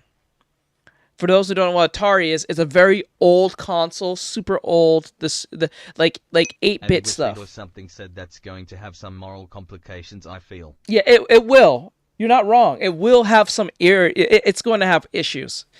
No doubt. But like, come on, like think about it. There's more people who rather dive into like into a computer than play a video game. Dive bomb. Need for dive bomb. So like, imagine that. Just imagine that to yourself. There will be more people who are willing to dive into a video game like that by using a chip to play a video game without even buying a thing. They can do anything they want. They can probably imagine anything they want, whatever the rules of the game. Like, look at VR chat, right? People believe the way they live in VR chat is like in real life. Like, they feel like the life that they live currently is not that of the same of a VR chat life, right? So imagine taking those people who are usually socially inept or probably even mentally ill or people who are just casually playing VR chat just to talk to their friends. Imagine you upload yourself like an SAO and then you're just, you know... It's so cool, me. You're just fucking around, like you're in this. See how I'm playing this game? Read or something said, not going to lie, I would like that just for the water. I really like how some games do water, and it's so satisfying me. Yeah, like imagine that, right? For anyone who's played VR chat or had a VR headset, you know there's an experience. Like wearing the VR headset is something more different than being on the screen, right? Because you can from the screen you can look at like the graphics of like, especially if you have a good computer and you have high settings. There are some worlds that are very gorgeous to be in, right? Just for setting alone. It's not like there's like just for the settings, right? But like imagine you can upload your literal consciousness into the computer, whether once, like just like in Sword Art Online, whether you want to or not. You know what I'm saying? And you can just walk around. You see everything. You can probably touch stuff. You probably may not smell a damn thing or feel anything, but like just the fact that you can walk into a different world without having a stupid peripheral. You don't have to do a bunch of streaming peripherals, all that stupid shit. You can just walk in just like in this isekai world and live the isekai anime life you want, because you know that's where gaming will plateau at that moment. This, what we're looking at with the VR headsets, the gaming consoles, the gaming devices, it's just going to get up and up and up till Elon Musk literally convinced all of us to put a chip in the back of our necks or heads. Adequate Read or something said this feels like a weird version of FNAF and the Matrix. Weird version of FNAF and the Matrix. Lyra KN said yes, man. Yeah, that's how I see it. That's when it's going to plateau. Because once you get past that initial, how do you make it any more... realistic to that point. You know what I'm saying? The only way you're going to make it even more plateau than that if you can actually feel, smell, taste in the virtual world. That's the only way. That's the only way. Well, 23, right? Well, now, like, let's say it's 33. And so, because a lot of those guys that are 23 now, or 23 then, now they're 43 and they're, averaging it out. And so I think that really, like, a lot of gamers will just simply get older. And as gamers get older, these more short-form experiences, I think, are going to be increasingly more valuable. And I think the short-form experience is becoming more valuable is because people don't necessarily... Like, I have a lot of friends, like, they can't lock into playing a video game for, like, an hour because, their kid might need something. Or they might have a call that they need to make or some other reason why they can't do it. Yeah, I know what he's talking about because, like, I find it even amazing when Bean even makes the time to, like, moderate or come into the stream or even do, like, a session with us, with me and Mikey, or even Bri, if Bri can play with us at the time, whether we're doing console or something. It's amazing because she has a kid now. Like, once she had a kid, I knew from the day one that she was going to be busy more than ever. I knew that for a fact. I even said to her, I can get her a replacement for her as a mod, but she said she didn't want to. She still wants a mod. So I was like, fine, whatever. We even fought about this too, but me and Bean always want to fight each other. It's just like a ritual we like to do because we're just that close. But the point is like it's amazing how she has time to even play game, much less be like have time to herself when she has a kid. So like I get what he's talking about. So those little moments of playing like a repo, like a repo is more valuable to someone in their late 20s. Said have to leave for a little. Okay, it's fine. A repo is much easier to play compared to playing like a full scale of something like this. Like this is gonna take time. A Genshin Impact takes time. A game like this takes time. Even a ZZZ takes time, right? You have to like put in time to play most of these games to a degree where it's going to take a couple of hours or even more than that just to get a good feel for the game itself. But like a repo is only like 5 minutes, 10 minutes. You know what I'm saying? It's less than an hour. It's like 30 minutes or like 10 because like most of the time, you know what I'm saying? Or something asks, how would people accomplish things if they can't differentiate between real life and virtual reality? So would that, no one even get off the game at some point? Now that's the thing. People will get off the game eventually when because remember when they're on the virtual world, they can't just like, you know, they're not eating. They have to eat, right? They can't eat in the virtual world yet. We can't eat in the virtual world where we can eat something and you feel full and your body is getting sustenance. You have to get off the game eventually, or you have to take it off, or you have to just like you gotta look at it like a VR headset.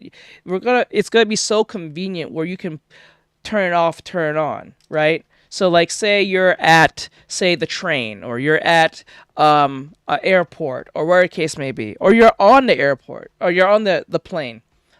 It's going to get so convenient where you can literally turn on your matrix chip in the back of your head to play a video game. You know what I'm saying? You don't have to like, you know, get a setup and tailor yourself to a wall. It'll be so wirelessly like convenient. It's going to be so technologically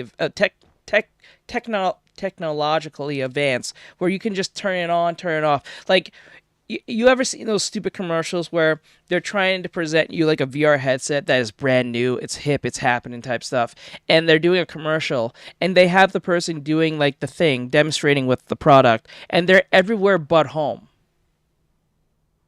Right, and they look like a total asshat wearing a VR headset in a train and in a school, at the mall, everywhere, but knowing that no one's doing that because you look like a total asshat doing it. No one's gonna walk around in the mall doing VR headset shit. You look crazy, right? But you can sit down at the mall on the benches, turn on the VR headset thing in the back of your head, like the VR, like virtual video game in the back of your head. Sit there and just, you know, go to sleep, or sit there and just like, you know, do your thing. You see what I'm saying? You don't look like a crazy person standing up doing a bunch of like Wii Fit nonsense with the headset on your head and everyone's looking all happy and excited that you're having fun playing this thing. You look like a crazy person. Oh, you know what? There's two ways how gaming is going to plateau. I think Wisread or something said true. Yeah. Like, there's two ways, I think. It's going to be the virtual consciousness way of doing things. Like, you upload yourself in a way that you can come in and come out. Or it's going to be super AR reality, like augmented reality, where everything that you can do is gamified without a VR headset. You're going to need some form of glasses, or we're going to have some type of technology like holographic thing that you can literally play game outside of your home in a AR headset. I mean, in an AR like setting where you can like have a giant like just use an example. You can have like a giant LARPing raid, right? Like a giant LARPing raid of LARPers who are pretending to play like medieval games. Instead of them like in their cosplay, they have like these virtual like bodysuit things that represents who they are. And when the VR headset, the AR is on whatever that's going to look like, whether it's a big field like thing, or it's like a AR headset, or it's it's a augmented reality thing that projects the outfit that you have on you, where you can look like a mage, the other one looks like a knight, the other one looks like a ninja. You know what I'm saying? And it's gonna get to that point where you can like do cool moves and stuff in real life. You're not doing any like crazy flips like you're in an anime, but you can say like Thunderbolt, and Thunderbolt literally comes out of your hands in a satisfying, convenient way that makes you don't look like a total asshat while doing it. You know what I'm saying? Or like you can have your own AR looking Yu-Gi-Oh moment where you can play Yu-Gi-Oh and you have the dual disc, and you can use the dual disc, and there's a literal AR virtual monster of the size of whatever that monster is that's either bigger or big as you, so you can pull like an obelisk or a blue eyes white dragon or like a dark magician, and it's going to be in front of you like in the literal anime. You know what I'm saying? That's where gaming is going to plateau, when it gets super AR convenient, where everyone's comfortable with this thing that you don't look like a weirdo doing it, and it's going to get super comfortable where people who don't want to interact directly with other people in a public setting will push their consciousness into a gaming setting where they can just sit at home and then like do a SAO thing where they put on a headset, lay down, go to sleep, and then they're in the video game while sleeping. You know what I'm saying? That's the two ways how I'm seeing this, how that's going to become a thing. So that's how it's going to actually plateau. But we're so far away from that thing. It's not anything. It's also not going to be restricted to games as well, in my opinion. So that would mean that people could just start working from home. Yeah, right? Correct. Yeah. Because, like, let's put it this way. KN said, I cannot be a member on this channel, maybe I'm not good for this art. I cannot be a channel for this, I cannot be a member on this channel, maybe not good for this art. What do you mean? Well, you don't think your art is good, so you don't think you're worthy to be on the member of the channel? No, that's perfectly fine. You're okay. You don't have to be, like, super good at all. I don't even consider myself good, and you guys think I'm good. I don't think myself good. I think of myself as pretty mediocre, to be honest. And because of that, you know, any game that requires that type of gameplay is just simply not. It's not there. After playing it, I don't need to memorize controls or mechanics, and it's what makes there's also like what he's saying too about this. Like, I hate to pause this many times, but I feel like I have to. Is that he's absolutely right? Is that a lot of people have jobs that are complex. They don't want to go home. And to answer your question, yeah, it's gonna get to a point, because if what Bernie Sanders said, based on what we did the video with Asmongold, happens, where, what the fuck? Great preparing. What's going on? What the hell? He was injured, weren't you? Okay, something's going on. Adequate read or something said, you draw awesome, dude. I practice every day to try and draw like that, lol. You're awesome. Aw, thank you. Thank you, I appreciate it. Really do. I really do. But you can get there. You'll get there soon. Just does not work. I cannot give you my money. No, you're perfectly fine. You can just be a free student. Like, so if you're trying to be a student, Lyra, like, be a free student, if that makes it easier. A free student is someone who watches my YouTube videos. Not my streams, but I'm talking about my YouTube video. Actually, I have a video that's coming out literally tomorrow. I may not stream on YouTube tomorrow, but I have a video. I don't know if I will stream on YouTube tomorrow. Will that hurt me? No, the fire does not hurt me. That's kind of sad. Anyway, I will not be. I don't know if I'm going to stream tomorrow on YouTube or at all. I think what I'll do is just post the video that I need. It's not a tutorial. It's actually a commentary thing about art. So it's technically a tutorial, but it's not a tutorial. It's about the art block problem. I think it was either art block or the art style. Either one of those two are coming out. And said I have money now, so I can, but still. It's all right. It's up to you, Lyra. If you feel like that you're not ready to support, that's perfectly fine, hon. You're fine. I still welcome you here. I love having you here. I love having all you here. So I don't think it's like a mandatory thing. You don't have to, don't want to. You gotta do what's best for you and what's good for your financial situation, or like what helps you in the long run for your skills to develop, whether it's through me or someone else. I don't think there's a wrong way of going about that. 8 different levels of complexity added into a video game that really don't make the game better. And I think this is a big problem that I think video games are having now, is that a lot of video games add in complexity in ways that don't improve the experience. In what way? Sometimes simpler is better. Yeah, Games he's like not this, wrong. So great because you can just learn by feeling. And Yeah, game just play it. feel is something that's just entirely lost on this industry right now. Hell, I actually don't even need to think while I'm playing this game, but that doesn't mean That's a requirement that the game for can't me. get serious. Mechanically, the game is incredibly simple, but you got to make sure that you have a solid build by the time you reach each stage's final boss. Otherwise, you're just going to get hammered. You got to have the movement nailed down. You got to have multiple layers of protection. Oh my God, what the stacked up, hell? Otherwise, you're just going to get one shot by the final boss. It's the kind of game where every single choice matters, and that gives it a very different flavor of challenge from a lot of other games. No, in you're this perfectly genre. fine, huh? And the music, that's another thing too. Dude, the music in this game has no business going this hard. It is way too good. It is so easy to find myself just happened trapped to in me. a trance, disassociating and looking up and seeing that hours have gone by. Yeah, usually whenever I look up, it's that I'm dead. But yeah, sure. But none of those things are why this game actually reached players. That's the foundation. That's the stuff that made it all possible. But what really pushed this game into the spotlight was something entirely dude. different. See, What the hell is Microsoft this? didn't have an Okay, intro- I never seen a game like this where you have to do was it exporting escorting escorting this dude, and he's just running into traps like on purpose. Like, what the hell is this? Was it that? It's like down the street. What was that? That was like down the street. Take photos. I can take a photo. I don't know about that one. I don't know. I was taking a photo. How do you take a photo? I noticed that every game like Genshin Impact and Kingdom Hearts, and like I think it literally started with Final Fantasy 14. Ever since Final Fantasy 14's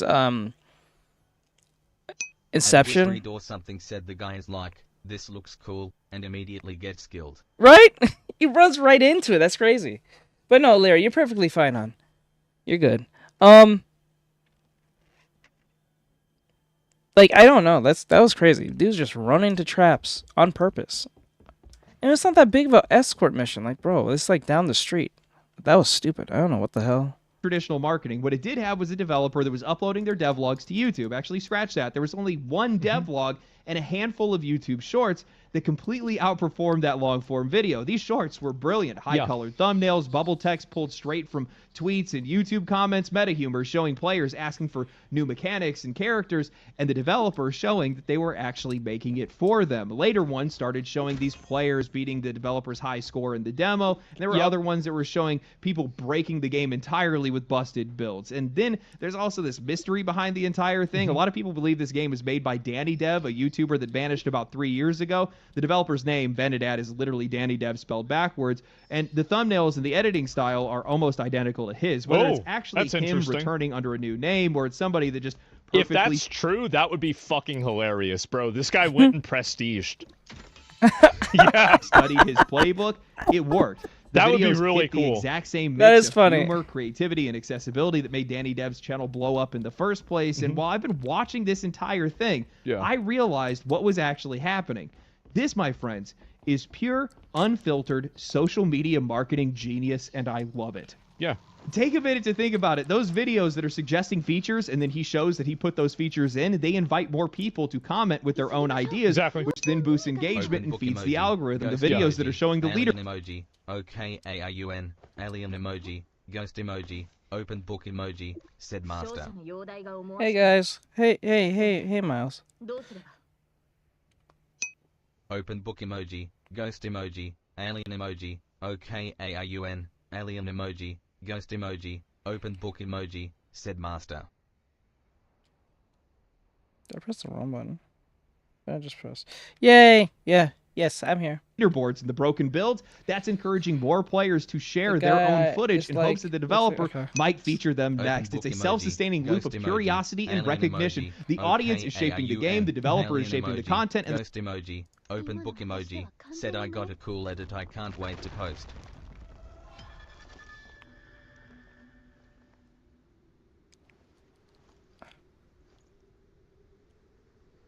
What the hell?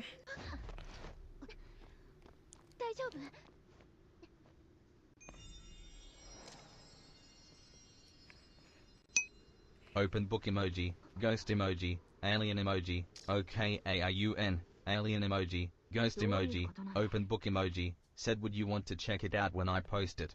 Sure. Just wish it didn't read your name every 5 seconds. I wish I can change that, but that's fucking annoying after a while. I wonder if I can stop that. Hold on. I wonder if I can actually stop that. Trying to figure that out. I wish it didn't read everyone's name. I feel like that's annoying after a while. Ding when the new thing comes in. Adlira KN said she was saying thank you. She's saying thank you. Open book emoji, Ooh. ghost emoji, alien emoji, okay AIUN, alien emoji, ghost emoji, open book emoji, said probably can. Open book emoji, ghost emoji, alien emoji, okay AIUN, alien emoji, ghost emoji, open book emoji, said why is puppy Ongu?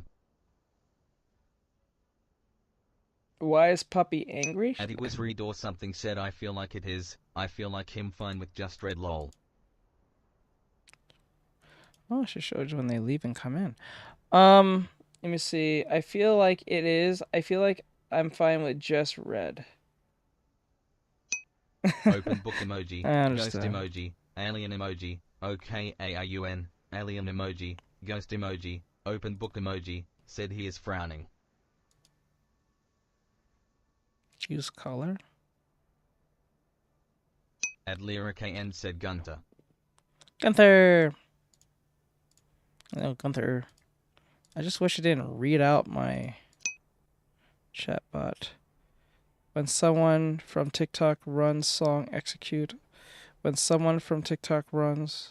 When sometimes play with TTS. Oh, can I? Okay, when someone from Twitch says words sound with.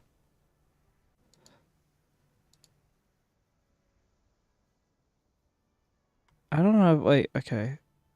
Sound plays. TTX execute. Reply with volume. Execute.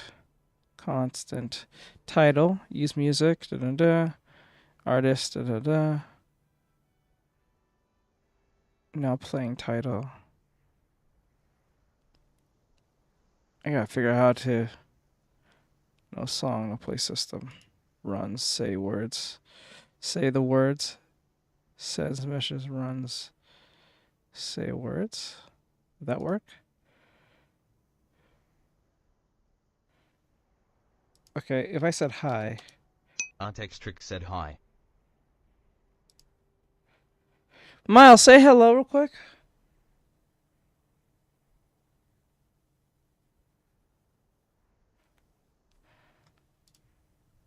I just want to see something. Open book emoji, ghost emoji, alien emoji, okay AIUN, alien emoji, ghost emoji, open book emoji, Okay, that didn't said work. hi.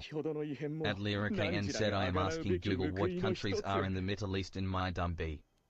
I'm asking Open book Google what emoji, countries ghost are emoji, in the Middle alien East emoji, and okay my AIUN, alien emoji, ghost emoji, open book emoji, said hello. What the hell? I think this guy's crazy. This guy is crazy, I think. There's something we need to talk about. Although the tremor is Tamar, this was concerning. Remember what I told you before, the priest has treasure on him. It's extraordinary legacy to have some to fill with. Okay, I am good. Google what countries are in the Middle East and my dumb something. I don't know if you explained that well. Not sure if that explanation is good.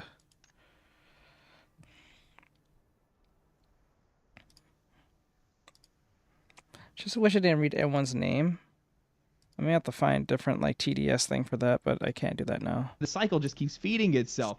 They made a game for the players, and now those players are marketing that game, which means the next step was only a matter of time. Yeah, this is very smart to do. You should always do this. Like, a lot of devs are starting to realize this, but, you know, larger studios, I think that by the time that they do it, it's going to be so fucking cringe, you're just, like, you don't even want to know what it is. I'll look at it in a bit. Streamers. Nearly every major streamer on YouTube and Twitch have been playing Megabonk, and all these guys have been addicted to it. I only found out about the game because somebody popped into my live chat even I and asked me if I had tried the game yet. I said that I hadn't heard about it, and they said that they had found it through those same YouTube shorts and brought it to their favorite content creator, and that's exactly how it spread. The same thing happened with Keizo, Moist Critical, Shroud, Quinn69, and eventually something that's worth mentioning is Megabonk just feels like a game. Yeah.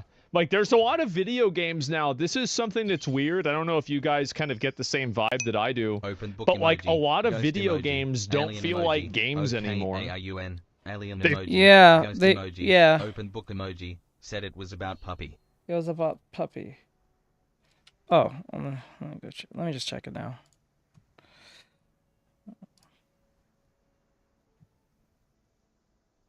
God damn, I just opened the app, Instagram. You doing the most, bro.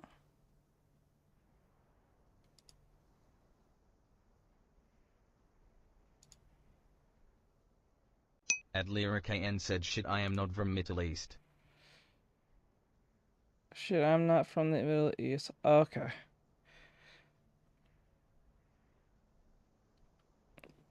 Master Puppy is angry.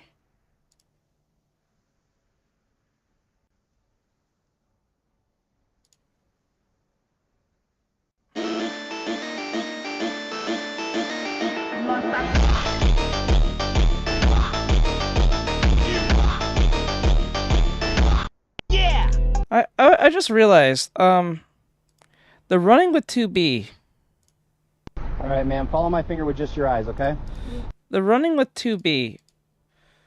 Why does that look extra, like, there's more animation in that? Was that, like, a mod? Open book emoji, ghost emoji, alien emoji, OKARUN, alien emoji, ghost emoji, open book emoji. Said, oh, you saw my post.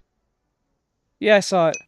Open book emoji, ghost emoji, alien emoji, OKARUN, alien emoji, ghost emoji, open book emoji, said grinning face with sweat emoji. I think it looks pretty cool. Said, I feel like bullshit. Are we creating a cult? Like, it's just bullshit. No. Like, oh, there's a fucking mini game to do something stupid. Or, oh, well, there's this story, like your shitty fucking story. Like, I don't want to hear about your shitty fucking story. Like, most video game stories are garbage. They're trash. They suck. I don't want to hear about it. I don't want to read it. I don't want to see a cinematic. Just take me to the next fucking boss fight. Yeah, Expedition 33, mouth-washing. I can come up with some good ones, but I can also come up with a whole lot of bad ones. They're forgettable? Yeah, they're just mediocre. What are we even doing? Gold when he came back from his break. Glad to see that guy's doing all right, by the way. Once those streamers got into their hands, visibility hit critical. If you're making fan art with Gunther, you can put it in the Discord. We have there's the fan art section of me and Gunther. Critical mass. Each new creator that picked up the game brought in more players, and the numbers just kept climbing from there. And now this loops us all the way back to gameplay, because remember what I said earlier, it's the foundation, not the catalyst. Megabonk has insane replayability. Each level is broken up into 3 different areas. Those 3 areas have 3 difficulty tiers, challenges, quests, unlockable. I feel Gunther might be hard for me to draw, but I want to try to. It's pretty easy, just a round circle with a little pointy ears, that's it. A little chubby little ears. He's a round little thing. Let me see. I'm not gonna lie to you guys. The less I know about the story about this game, the more I keep playing it. Emoji, ghost emoji. I don't know that's a bad thing. OKARUN, alien emoji, ghost emoji, open book emoji, said okay. Still no Discord, but soon. At LyraKN said still no Discord, but soon. I think you mean soon, right? Open book emoji, ghost emoji, alien emoji, OKARUN, alien emoji, ghost emoji, open book emoji, said try Wuthering Waves. I already played that already. It's a better Genshin. But not saying much. It's a better version of Genshin. Adlira KN said yes, apologies. No, you're fine, you're fine. You're fine. I played it for the sponsorship at first. I was like, eh. After a while, I kind of got bored of it because like I was just running around doing random stuff. Items, characters, weapons, tomes, and then they skins, forced me to like maps, watch secrets. the cutscenes and Stacked stuff. with a ton of different content. Combine that with how fun the game is and how mechanically satisfying I think it is. also giving people like a checklist of things to do. In this game, you can skip everything, the reason why even the checklists NPC work talk. in some games and not So that's other why games I don't is mind that playing they it. feel good to accomplish. And like I don't know, like this is going to be like a very, very narrow World of Warcraft example. But in World of Warcraft, there used to be like achievements for every raid where it was like in Ulduar, for example, okay, well, you have to kill, there's like a big guy and a little guy, and the big guy is really hard, and there's the little guy that's easier. And so like there's an achievement where it's like you have to kill the little guy first and the big guy second because, you know, usually you'd do it the opposite way, right? Like just theoretically. I'm thinking of like, you know, like the fucking the 3 Iron Council guys, right? And so like there were all these like different achievements that were for playing the boss and doing the boss differently. And achievements in the game in general were always something that was unique, right? Where it was like, okay, well, you know, go and fight this boss. You know, with, I don't know this... anyone thought this. Right. Did you... Right, you here, right? Just to make sure you're here. But, like, I don't know if anyone has thought this, or for those who had an Xbox, especially a 360 back in the day when it first came around. I was under the impression, when growing up as a kid, that when you did the achievements on the 360, I was under the impression that the gamer score represented how much Microsoft points you had.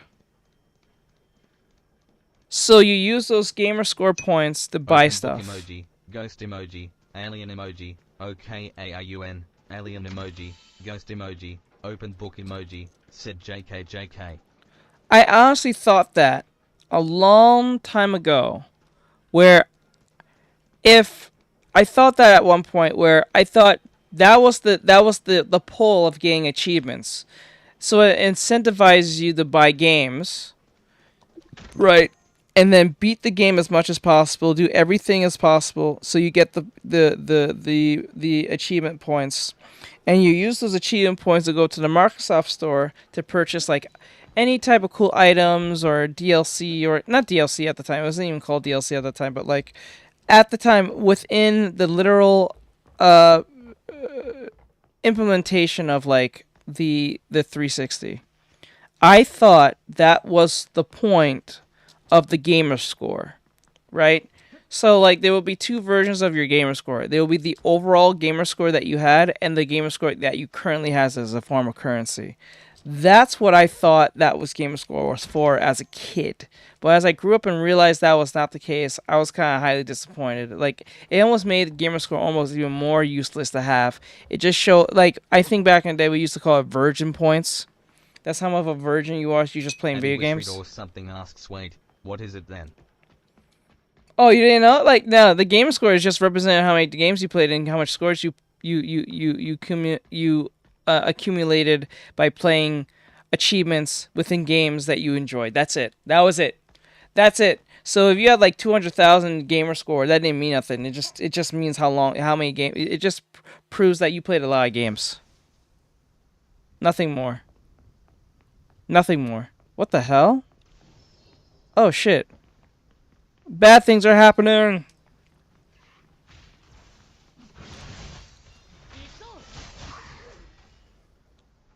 Okay. Bad things are happening, guys. restriction or something like And it that. was read or But something then said as him time so went on, unbelievably achievements became Oh, you more, thought that like, too? due to Yeah. That was gamer score. I thought that whatever you thought is probably what I thought too. Growing up as a kid, the 360 Xbox 360 scores don't mean nothing. They're just scores. It just shows how many times it just shows how many achievements you got within games. It will show you how many games you completed, how much, because I think LyricAN said same. like I think to prove that a game was actually done in your head, wandering in line to, was if you initially hit like 1,000 points in a video game, that usually means that you beat the game. Some games are a little bit past 1,000 or a little bit more, but usually most games stopped at 1,000 points within each respective game at the time. But I literally thought gamer score meant, oh, I buy a game, I try to get as many achievements as possible, I take achievement points that I got from game, go to the Microsoft or the Xbox Marketplace, and then purchase whatever stupid item, whether it be a theme, or a avatar skin for my Avi on the Xbox avatar thing, or like a DLC game, or like a Xbox arcade game. That's what I thought was for. When I came to that realization that's not what it's for, I was highly pissed as a kid. I was like, fuck, what is the point of this? This is stupid. This is dumb. It has no meaning. 2,000 pet battles, do 10,000 daily quests, and achievements became just like these weird, just like very, very long form, like tally boards for like how much of my life have I been wasted. Yes, that was one of the reasons why I kind of like lost interest with like farming and doing a lot of achievements. Because they just became effectively participation rewards. They were no longer interesting. There was no longer like a strategy that you would have other than how can I just repeat the same activity over and over. And I think that a lot of video games, like they basically they create content by just adding a 0 next to whatever your goal is, right? So instead of getting one of these things, you have to get 10 of them. Instead of getting 10 of them, you have to get 100. You're playing a gacha game. Instead of getting 100, now you've got to get 1,000. And that doesn't really improve the game. Yeah, it doesn't really make the game any better. Just because you make something take longer to get doesn't make it feel any better or worse. Like a great example of this is like in Metaphor Refantasio. So you can fight a dragon like right after you beat like one of the earliest like kind of challenging bosses, right? And you can choose to fight this dragon or not. And if you kill the dragon, you immediately get a weapon that turns your attacks into fire damage, and it's a very, very good sword. It'll be a good sword for a long period of time in the game. And you don't need to like farm for this. You don't need to like spend a lot of time doing this. You just have to beat the dragon and get the item. And I think that there's a lot of people that, like a lot of the Mega Bonk rewards, for example, like each of the different goals that you have to have, they're not ridiculous goals. They're just like, okay, kill 1,500 mobs or 15,000 mobs, which in this game is super fast. So they're not these like super hyper long form achievements and goals that just waste your time arbitrarily.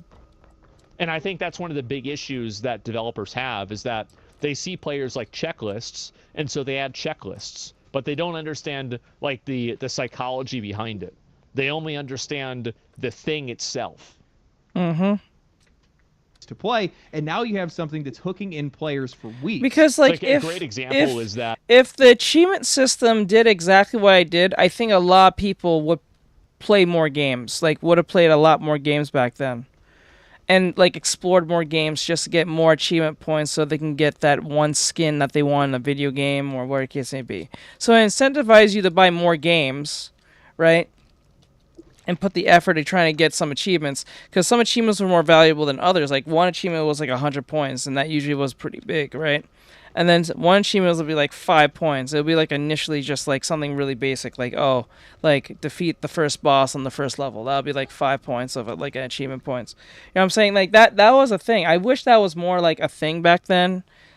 And I think a lot of people would have enjoyed playing more games, explored more games that way.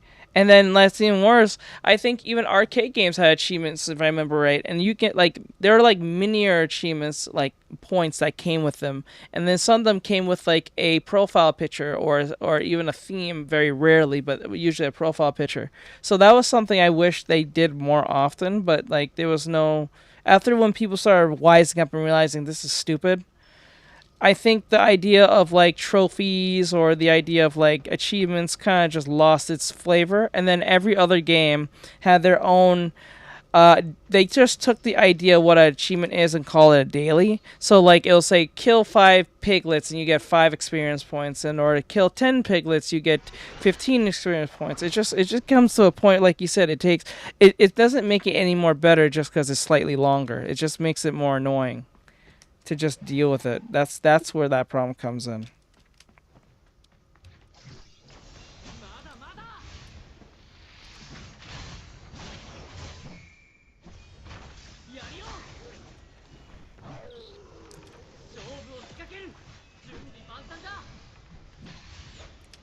Shit. Hold on, guys.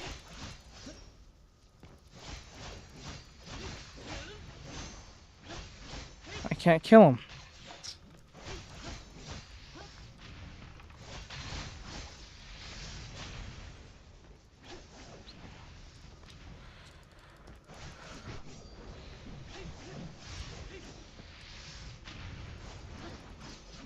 I can't kill him. Okay. It must be because they're alive.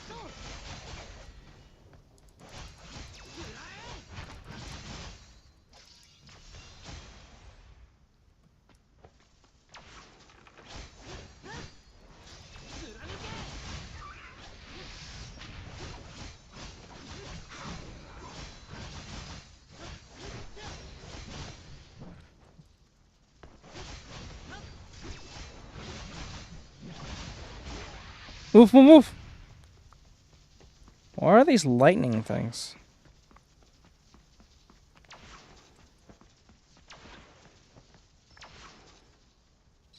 Okay, sorry about that. Let me get back to the thing. I'm sorry about that. I got confused. Have you ever played a video game and you loot like a little knickknack and it says 1 of 574? Yeah. And you're like, what the fuck? I'm not doing that. I'm not doing that. I'm not doing that. So as visibility grew, the new players weren't dropping in and leaving. They were staying. They were playing daily, sharing clips, streaming it, and that created this cycle of growth that just built upon itself. Yeah, a little perfect bit, storm right? of fun gameplay, streamer exposure, and social media momentum. Something that the rest of this industry desperately needs to learn from, but they likely won't. Out of the huge slate of AAA games and just games in general that we've seen released over the past couple of months, I have played Borderlands 4, Hades 2, and Silksong. And after playing Borderlands 4, I felt like I needed to take a week-long break before I even tried to dip a toe into playing Dying Light 2. And while there are AAA games that I like, right now I'm in the mode of I've seen it, I've been there, I've done that. I've heard this story before, and there's just so much time commitment and so much time between when I can actually get... I can't. Oh, shit! Oh my god, you're... Ah!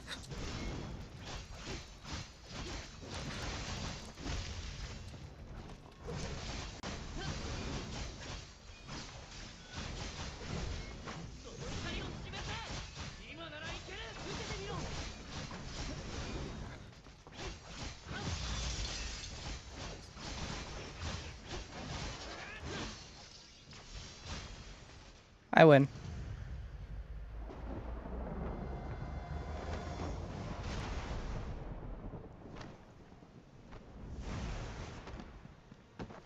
That animation. 無事だったんだね。よかった。出会ってくれてありがとう。You killed my twink! You killed my twink! どうしてそんな顔するんだよ。あんたには似合わないよ。笑ってくれよ。 We'll meet again someday. いつかまたどこかで会えるよ。そその時までさ、俺のこと忘れないで。 Oh shit, he's dead. You killed the twink, bro. That is not very DEI of you. Wait, why you got a grave and he went... Okay, never mind. Oh, God.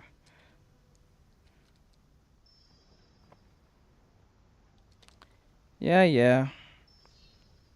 Wait, is this where he died?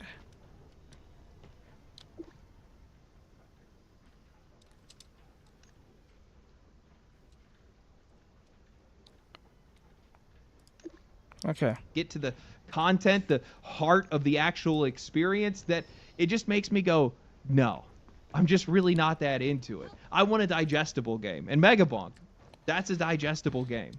I think there's something to it. I think a lot of people are looking for something that's simplistic and easy to understand. Yeah. Oh, and like really, you go back and you look at a lot of the old arcade video games, they're very simple and easy to understand.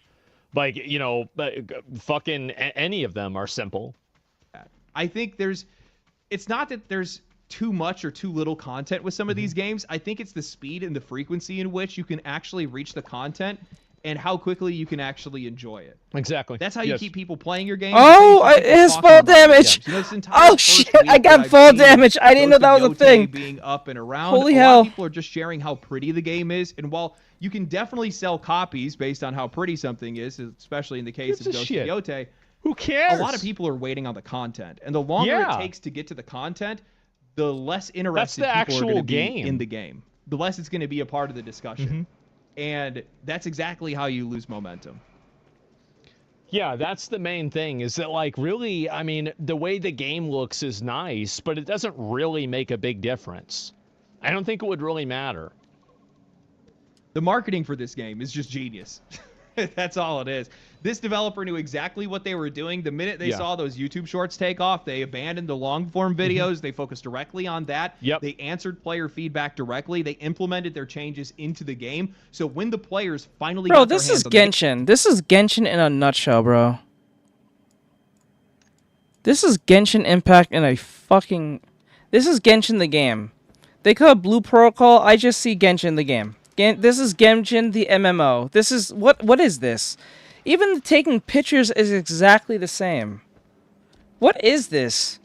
I'm dead serious. Like, what the hell? It's literally Genshin all over again. But, like, it's not annoying because I can skip cutscenes. I can just... Like, it's weird. I'm playing this game more because it's like I'm not being forced to watch stupid shit. Said, I'm sorry, but I think internet is bad right now and it's just a black screen for me. I'm going to leave and finish a project. Have a good stream. Alright. Bye, everyone.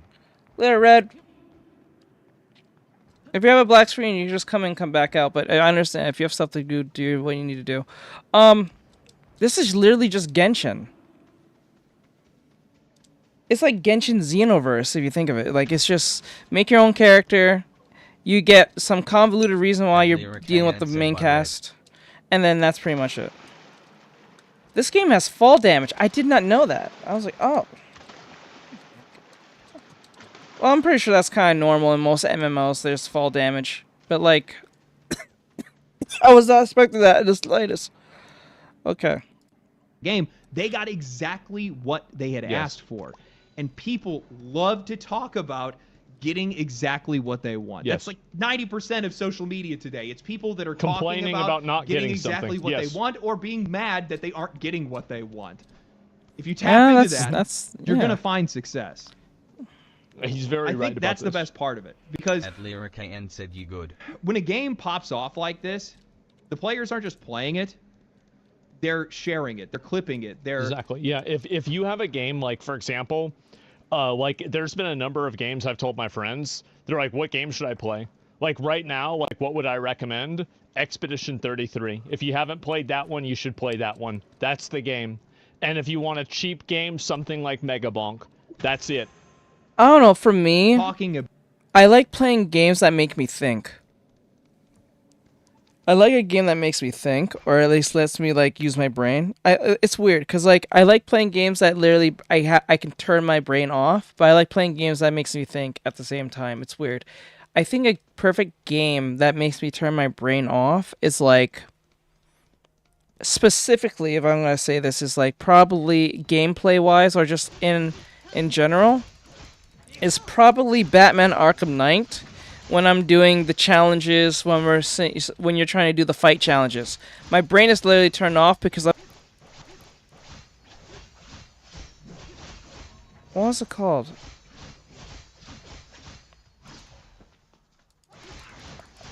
It was Marvel something, and the game is super simplistic, but it makes you think. It's like it has it's just a simplistic game, but there's so many ways you can go down a complexity route.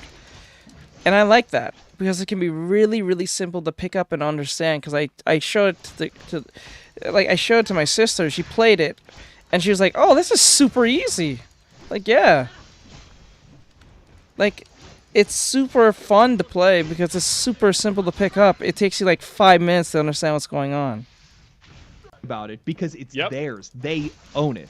That's not marketing. That is just organic momentum. That is Digimon, interest, real interest, and that's something that you just can't buy. And that's something that Power AAA was another one. Keeps trying to do. Marvel Rivals. One of the things that I think really helps sell these recent indie successes is the genuine desire to be a part of something that is real. Players want to be in on it early. They want to be the first ones to find out about the next hit surprise before anybody else does. Well, they also, like, it feels good to play a game that everybody on the internet is excited about, and there's, like, enthusiasm around the game.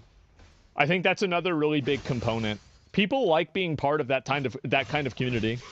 And form around that, and there's something patently authentic about that experience, almost nostalgic, like the days of midnight launches or meeting friends in line while you're waiting for a game that you're all excited about. It's the same feeling of shared discovery, of genuine excitement, and it's something that you cannot manufacture, though many of publishers are trying to do so right now. I think another game that I can turn my brain off is like Haste. I think Haste is one of them because it's literally a simplistic game of getting to point A, point B without fucking up to a degree.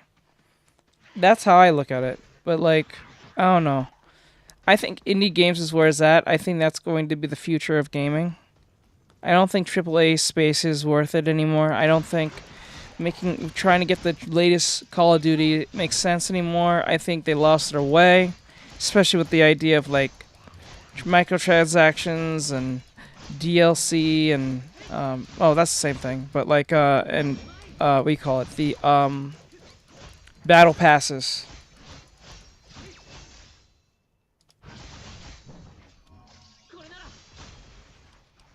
So I think that it's over at that point. Like I think it's time for a new age of like entertainment to come through the indie space. I think that's where the money's at. I think if you're an indie dev, I think it's going to be even easier. Now, with the idea of AI, it will be great to be used in video games. I have no problem AI being used in video games to make it easier to program or make maps and stuff. But then again, I know that using AI probably causes more issues, like technically, than it is being implemented.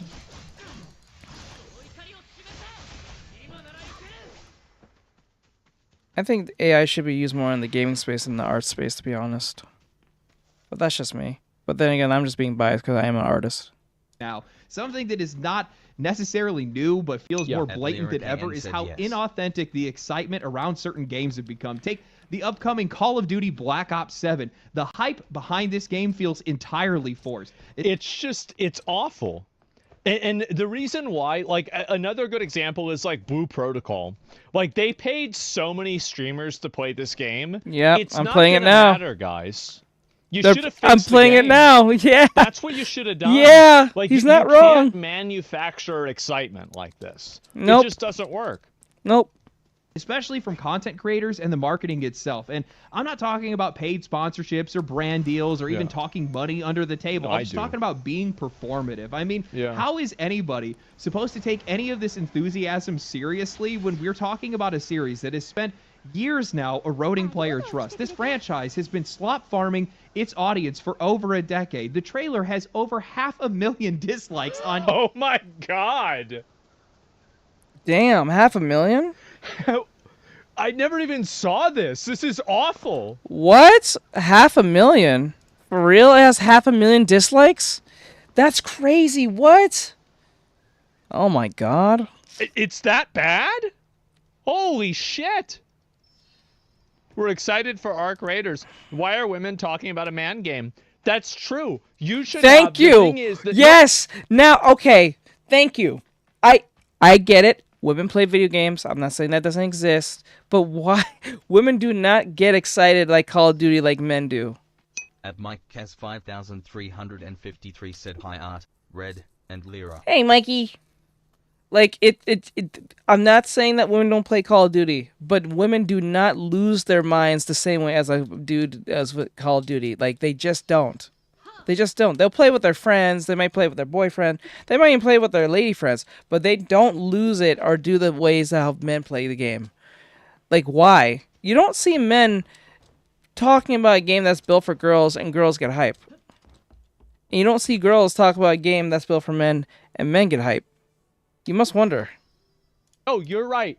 Why do you have a bunch of middle-aged women talking about Call of Duty? Why? It was weird. It's fucking weird. What are we doing? Yes. What are you retarded?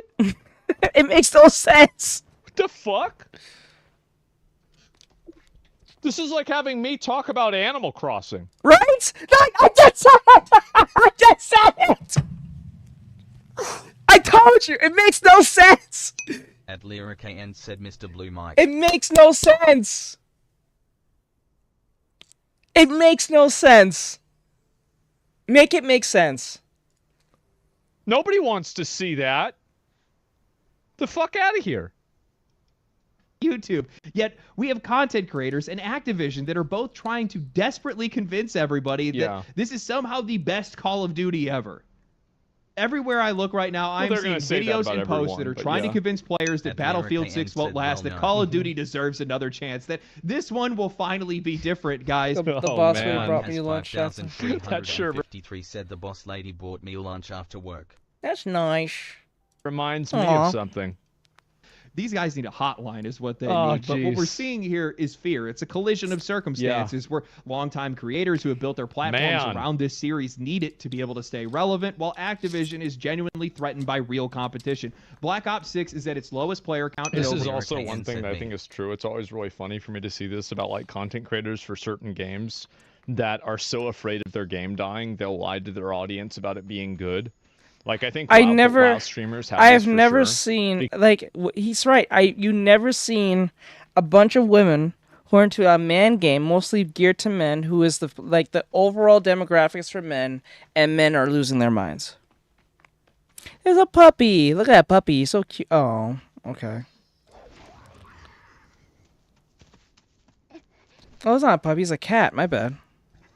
Kitty cat.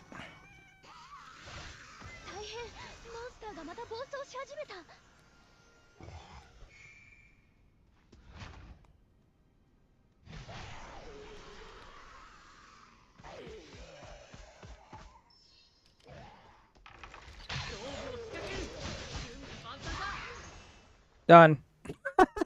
Done. Done. Fixed it. Because like a lot of these WoW content creators are just the most boring, like just voids of charisma that you could ever imagine. Like nobody would want to watch them. It's going pretty well. I think in a bit I'm gonna stop playing this and might do some artwork. And said, well, not a lot. I think I'm gonna do a little artwork after this. Anything else, and that's why, you know, if they have like, which is weird, let's say I never 300 do like viewers artwork after playing WoW, the game. they'll play something else and they'll go down to like 23. And so it's because they're boring. They're boring people with no personality, and they're not interesting other than the fact that they play a video game kind of well. And so a lot of them, like, this is their job. They're not going to pretend like their job is falling apart and, you know, this or anything like that. For example, I mean, I don't need to come up with examples. I think that you'd be better off coming up with exceptions. That'd be easier to do. For a decade, reports are saying that Microsoft lost $300 million putting the game on Game Pass. Both sides of this are trying to cling to the exact same sinking ship, each one pretending like it's still sailing. By the way, that's stupid. It's stupid if you look at it inside of that spectrum. Like, if they're actually making decisions like that, they're morons. I don't think that they are. I trust Microsoft isn't that stupid. And they are hoping that you will start running. Mike, The you result gotta has tell been me this your strange schedule so I corporate know when you're hollow off. We can atmosphere, play one the that's game probably Risk going to and do Rain. a lot more harm than good. The harder they push this forced enthusiasm, the more it's going to just drive players away. I know And you said you when you're wanted to play releasing the- a new Call of Duty every single year, it's not an event anymore. It's just a transaction, a routine, and no amount of empty excitement is ever going to change that. And what I in think a general sense, unless you have developers that are like really well known, like Kojima or like a handful of other people that everybody knows, it's better to just not have the developers on camera talking about the game. Yeah. Unless the guy is entertaining or something like that. Damn. Just don't just show the game. Just show the game. Get to the game. That's it. Makes this all the more hilarious is the Nothing games personal, that aren't but that's screaming just the for way it attention is. are the ones that are getting it right now. I mean, Activision and Microsoft are burning hundreds of millions of dollars trying to fake excitement. Megabonk did it all for free. People actually cared. People wanted to talk about it because they actually wanted to. Remember what I said about how winners win and losers lose? You just can't change it. That's the way it is. Streamers played it because they were genuinely good. curious about it. The conversation wasn't scripted. It was Well, spontaneous. here's another thing too, is that streamers also played it because people wanted to watch it.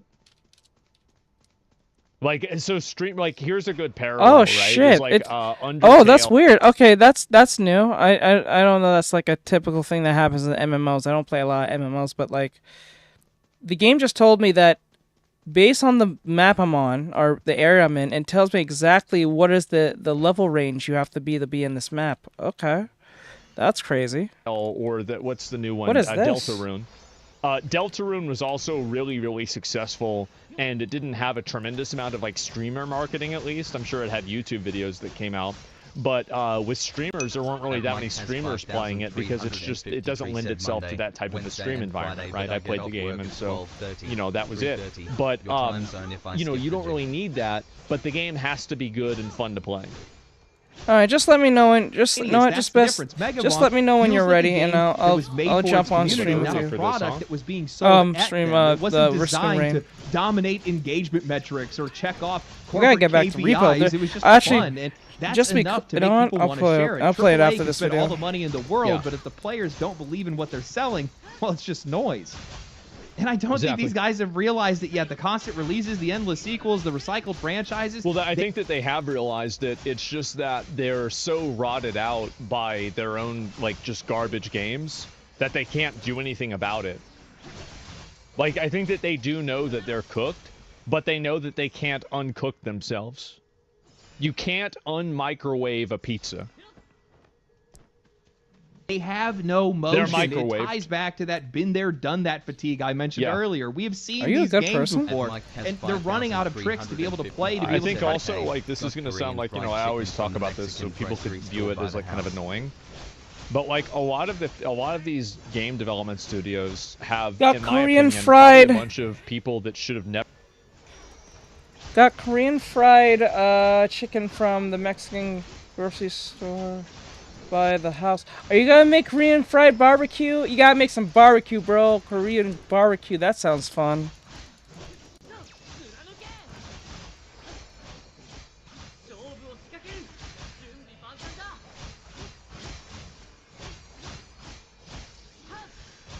I always wanted Korean fried barbecue. 5353 said, God, I've been wanting that. Oh man. You have no idea how much I would love that.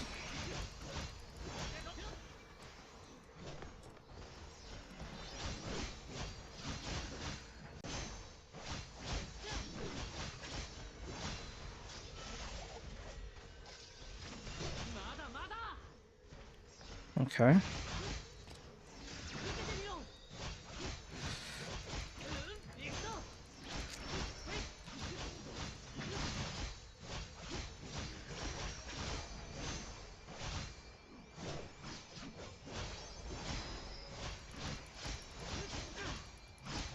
I don't know if bro's healing me. It's like he's just a random dude, just out here, just.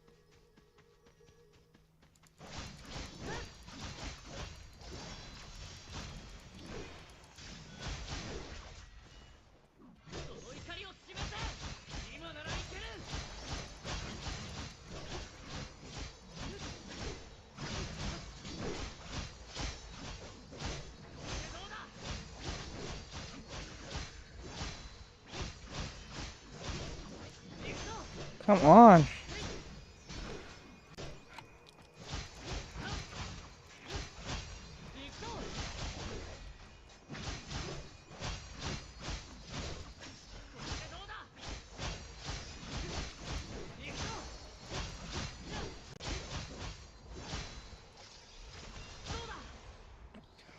Oh my god, there's so many of them. Hired. They got hired probably for identity or cultural reasons, and they should have never been hired in the first place. If you had hired people based off of merit, skill, and ability, you would have never had this problem. Yep, but he's you're not bringing wrong. a bunch of people that are completely outside of the gaming culture and the completely outside DEI. Yeah, basically DEI, yeah.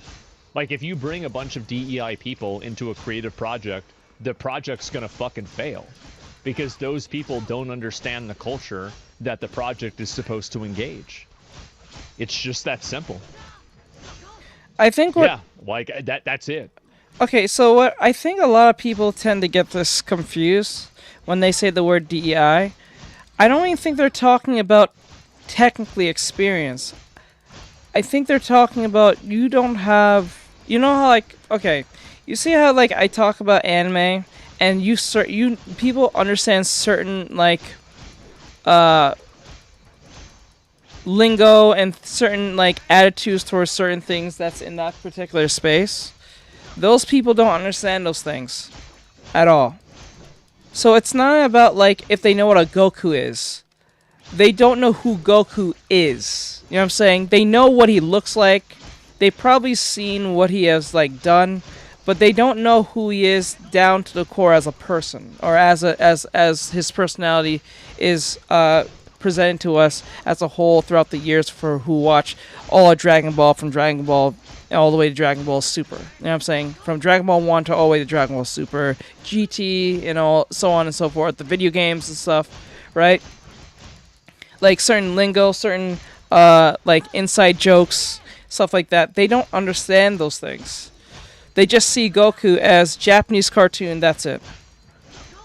Or famous Japanese cartoon person, that's it. Or Japanese Superman, that's pretty much it. To a degree. They don't understand the understanding of the culture within that. I think that's what he actually means. I don't even think he's talking about the actual experience of, like, if they know what a variable is or they know coding lingo. No, I don't think it's that. I think it's like he said, culture-wise, they don't understand the atmosphere culture of what gamers want. That'll keep them there for a long time. They just understand how to make a thing and then hope the thing works instead of knowing that the thing will work because it's catering to an audience that wants that. Not because it's implemented for a game loop and that's it. It's implemented because that makes them feel good for whatever that thing presents them dopamine-wise. I think that's what he means by that when he says this. I think that makes sense. Does that make sense? To keep us interested. Hell, now more than ever, they don't even entice us with anything new. The only thing they have left is to sell is nostalgia. Half of the excitement around these games anymore is the faint hope that the series might return to form or listen to player feedback. Those phrases by now have already lost all meaning. Players' expectations are so low right now. Please, no. Borderline apathetic, and that's exactly why these indie hits are so big, and that's why they're thriving right now, because for once, we don't know what we're getting. Expectations. Now, there's a conversation we should probably be having because I don't know if you guys have noticed it, but as somebody who follows nearly every major release every single year, whether that's just tracking the news, the reception, or actually playing these games, one of the biggest factors that I've seen in a game's success has almost always come down to expectations. And more times than not, it is the price that is setting it. Remember earlier when I was talking... Yeah, Megabonk being a piece of shit doesn't feel so bad. It's so good I ate it, like I paid it off. You buy a game for $5, it sucks. It's like, God damn it. Both my medical bills and rent.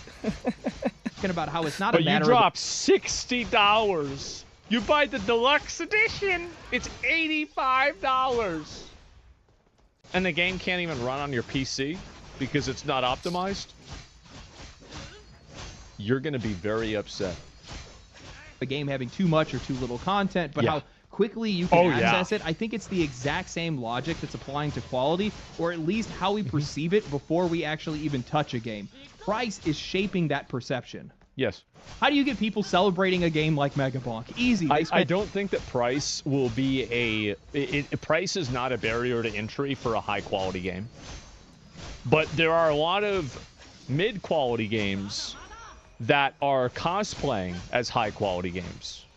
And that's where the price problem comes in.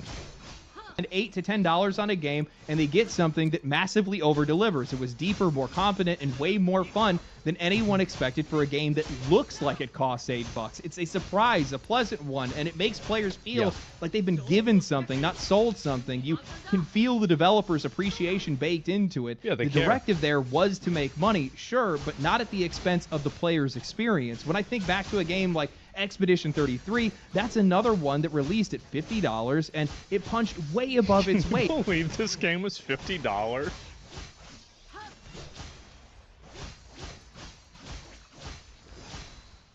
Like, I'm sorry, but like after this game came out, I really think this game has done irreparable damage to the AAA gaming industry, and I don't even think that they realize it yet.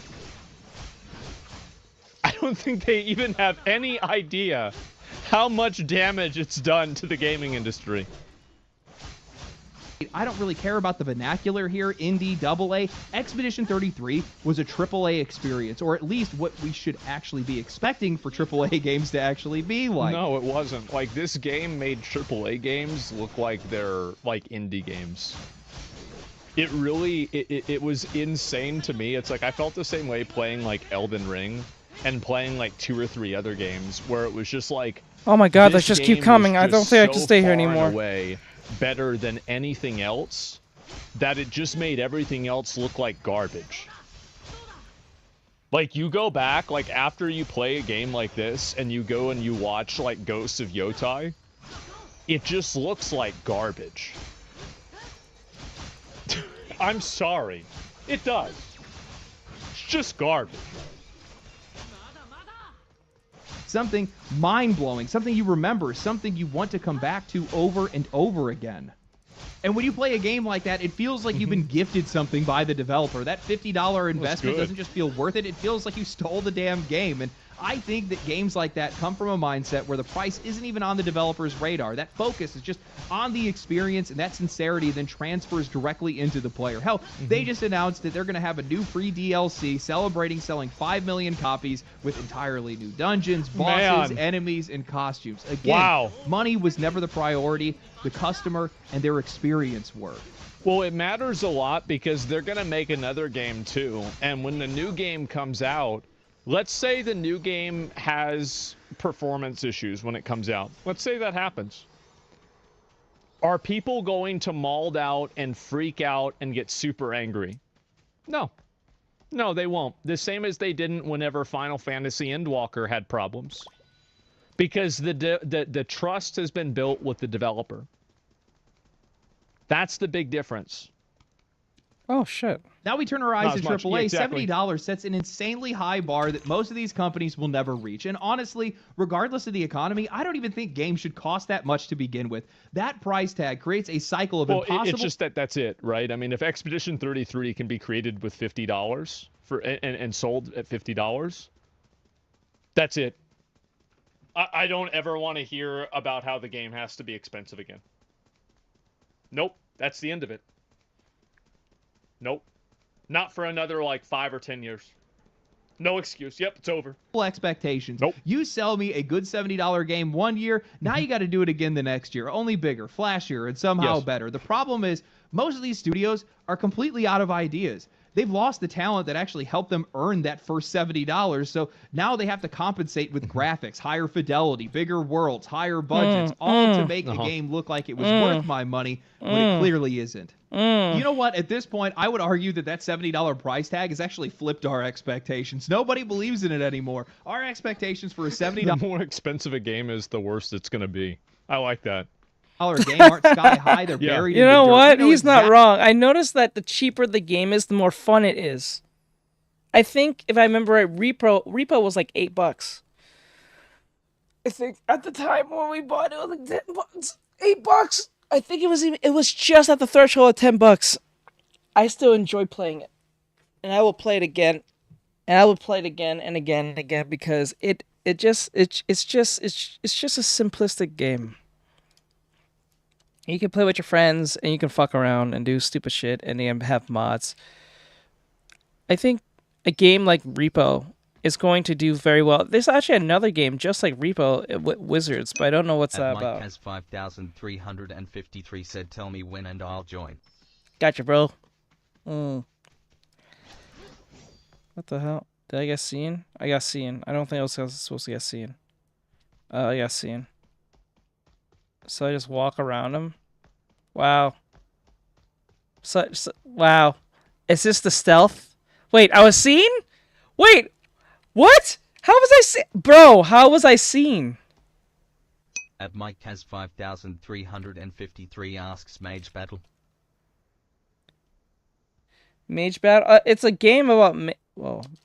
My deep blow. Wait, is I'm supposed to knock him out?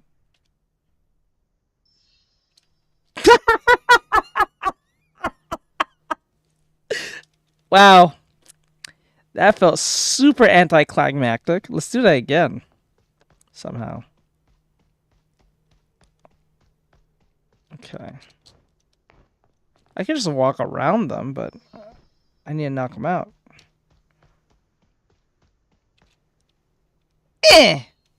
Take that, evil guy.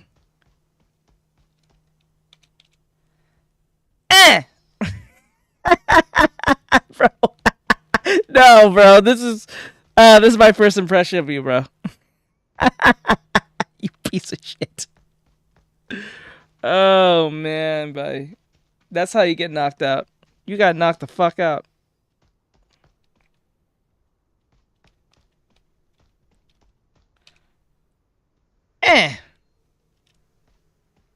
Cause I'm a badass. No! Wrong button. Sorry, guys. Wrong button.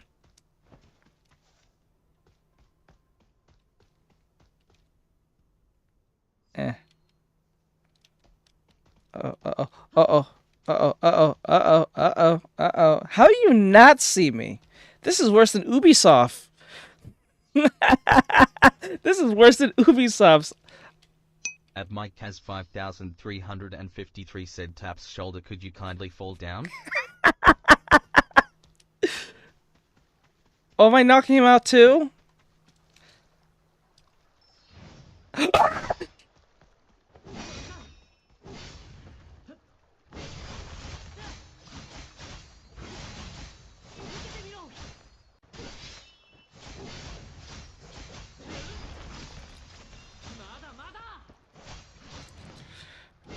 So I'm just being the big bad already? Okay. Whatever. Am I winning? Am I winning, son? Did I lose? How did I lose? I was just being it? What? Whatever.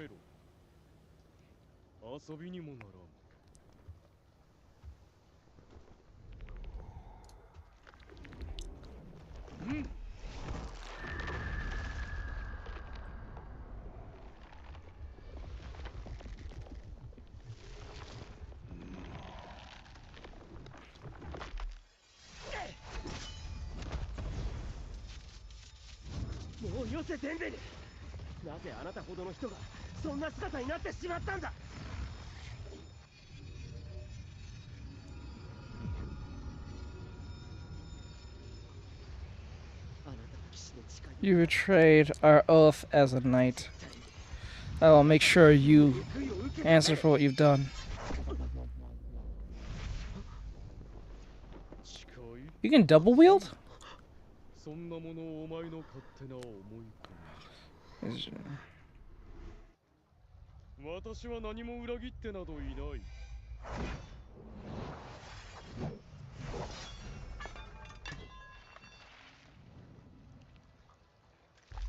Did bro die?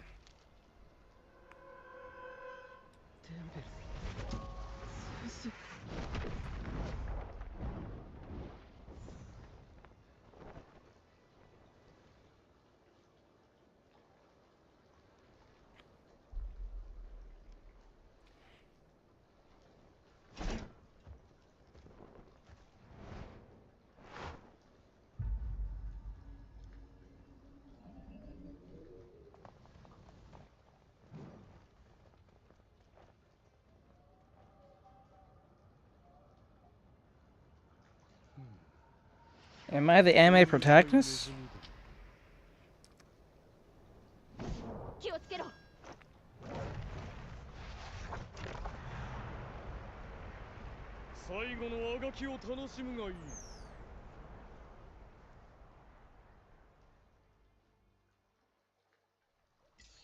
Okay. Level 39, huh? I'm a level 39 already. That's crazy. A game that has put a premium on its expense, not on our experience. We expect something safe, something recycled, something loaded with microtransactions and pre-order bonuses. We expect it to be rushed, buggy, unfinished, because cutting QA saves them money, and the players will end up doing that job anyway. Worse, on top of that, well, and we're then also they do the job, but it never even gets changed. Going to be the ones that are going to be paying for the fixes later. A really interesting discussion that I saw recently were players that were talking about the Game Pass price hikes and how they were totaling up all of their expenses so far as how many games they actually played and how many games they actually purchased in a year, and they came to the conclusion that the service wasn't worth it for them anymore. $5 here, $10 there. They're mostly buying indie games anymore. $360. That's not what they're spending every year on video games. And when I see that and I hear people talking about that, it makes me think that more and more people are being drawn in by the price of some of these games rather than anything else. And it's a lower barrier to entry. That's why games like Wuthering Waves, Genshin Impact, a lot of these like free-to-play games, even Blue Protocol, right? I mean, Blue Protocol, I think it's going to be a flop-a-rooski. But, you know, if you look at it in the short term, it's still right here. Take a look at this. You know, it's still performing relatively well. Like, and it's just a Genshin clone. Like, as I'm playing this game, this is a Genshin clone. It's just a Genshin clone. That's all it is. I'm not gonna lie to you. It's just a better. It's not even better. It's just a Genshin clone that's just an MMO. Nothing more, nothing less, to be honest. It doesn't do anything brand new that I haven't seen before, but it's not like terrible at the same time. It's just generic. It almost hit 100,000 players, right? That's really, really good. That's insanely good. And so, like, really, and why is that? It's because the shit's free. And so, how do people feel about the game? Sucks dick. Doesn't matter. People play it because it's free. They try it out. Yeah. Here is I'm trying to give it. I'm trying to give the game a chance, not even because I wanted to play it, but like also TikTok is incentivizing me to play it. So that's the only true reason why I'm actually playing this. But the way I'm looking at this is something you play just because if I don't feel like playing like a crazy game, or I'm not playing like I'm not doing like an artwork or anything, this feels more like something you just kind of want to kill time doing. KN said done. That's on track. Like it's nothing. It doesn't do anything that I haven't seen before. But the game itself is exceeding far beyond their expectations. And I would actually argue that even if you go and you watch some of the reviews for some of these games, or even go watch a streamer play some of these games, they're still going to deliver an experience that you don't expect. For me, with Megabonk, it was how the game actually feels to play, the mechanical depth of how it feels to play. It's learning how momentum works and sliding around. Yeah, and how I don't even be do able that. to position yourself and position Just your character properly, to be able to use your weapons effectively, balancing your tomes and weapons, and what kind of build that you're going to use, what kind of character you're going to use, like using banana and trying to maintain a straight line to maximize its damage. The double hit, That's not the kind of mechanical depth that I had expected from a game like this, but I got it, and it made me more hooked on it. Well, I think that good video games are a lot like good movies and other types of good art, is that inside of a great game, there will be multiple layers of high quality gameplay, and people will discover quality within the game that was serendipitous. It was accidental, but beneficial at the same time.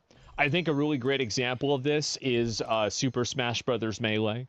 Think about all the new ways people have invented and found to play that game that were not necessarily intended. Super Mario 64 is kind of another example. But in the same way that good games are an onion that just gets tastier, bad games are like a piece of shit that just gets even more disgusting. And so whenever you're playing a bad game like Assassin's Creed Shadows or, you know, something else that's just garbage, the more that you play the game, the more that you'll realize that the game is terrible. And that's it. Melee still fire. Yes, and I really think that's what happens with these games. Is that what was the analogy? No, it's like a shit onion. It's a shit onion. And you go deeper and deeper. Every layer of the onion is worse and worse and worse. You play the game and the story is stupid. And then you get a little bit deeper and you realize the characters are stupid. Then you get a little bit deeper and you realize the items are stupid. And then you get a little bit deeper and you realize the item progression system is stupid. And then the progression system is broken at the end. And then after the progression system is broken at the end, then there's no end game system. And like all of these things happen and it just gets worse and worse and worse. It also makes me appreciate it more because I only paid $8 for it. Yep. That's what's driving a lot of these games to wild success. And you just don't see that in AAA games anymore because we know what to expect from them. And these companies need us to know what to expect from them because that's why they're called a safe option for these guys. Of course. Oh, it's a third-person sword guy action game. Oh, it's I'll Dark play that Souls. one. It's literally it's literally Dark Souls. That's it. And while I like Dark Souls, I still want something new. I still want something fresh. I still want something different. And I still want you to try to exceed my expectations. And if you don't... Gunther in my community thing, will you look at it? If not, it's fine. And if you want me to shut up, just say so. Why would you say that? Why would I want you to shut up? If I put the Gunther in my community thing... In my community thing? What do you mean community thing? Are you talking about Discord? Why would I want you to shut up? I have never thought to myself, Lyra and Mike and all y'all need to shut the fuck up. Shouldn't say negative things about yourself like that. I don't think there's anything wrong with you. Or wrong with any opinion you want to give. That's the whole point why I'm playing Asmongold. It's to open conversation, whether it's whatever we're talking about or whatever. I never sit here and be like, you need to shut the fuck up. They're just ignorant individuals who are just very rude. But the point is, to answer your question, I don't know what you mean by community thing. I think you're talking about Discord. But you say you don't have Discord yet, so I'm not sure what you're referring to if you don't have Discord yet. I'll make sure I know what you're talking about.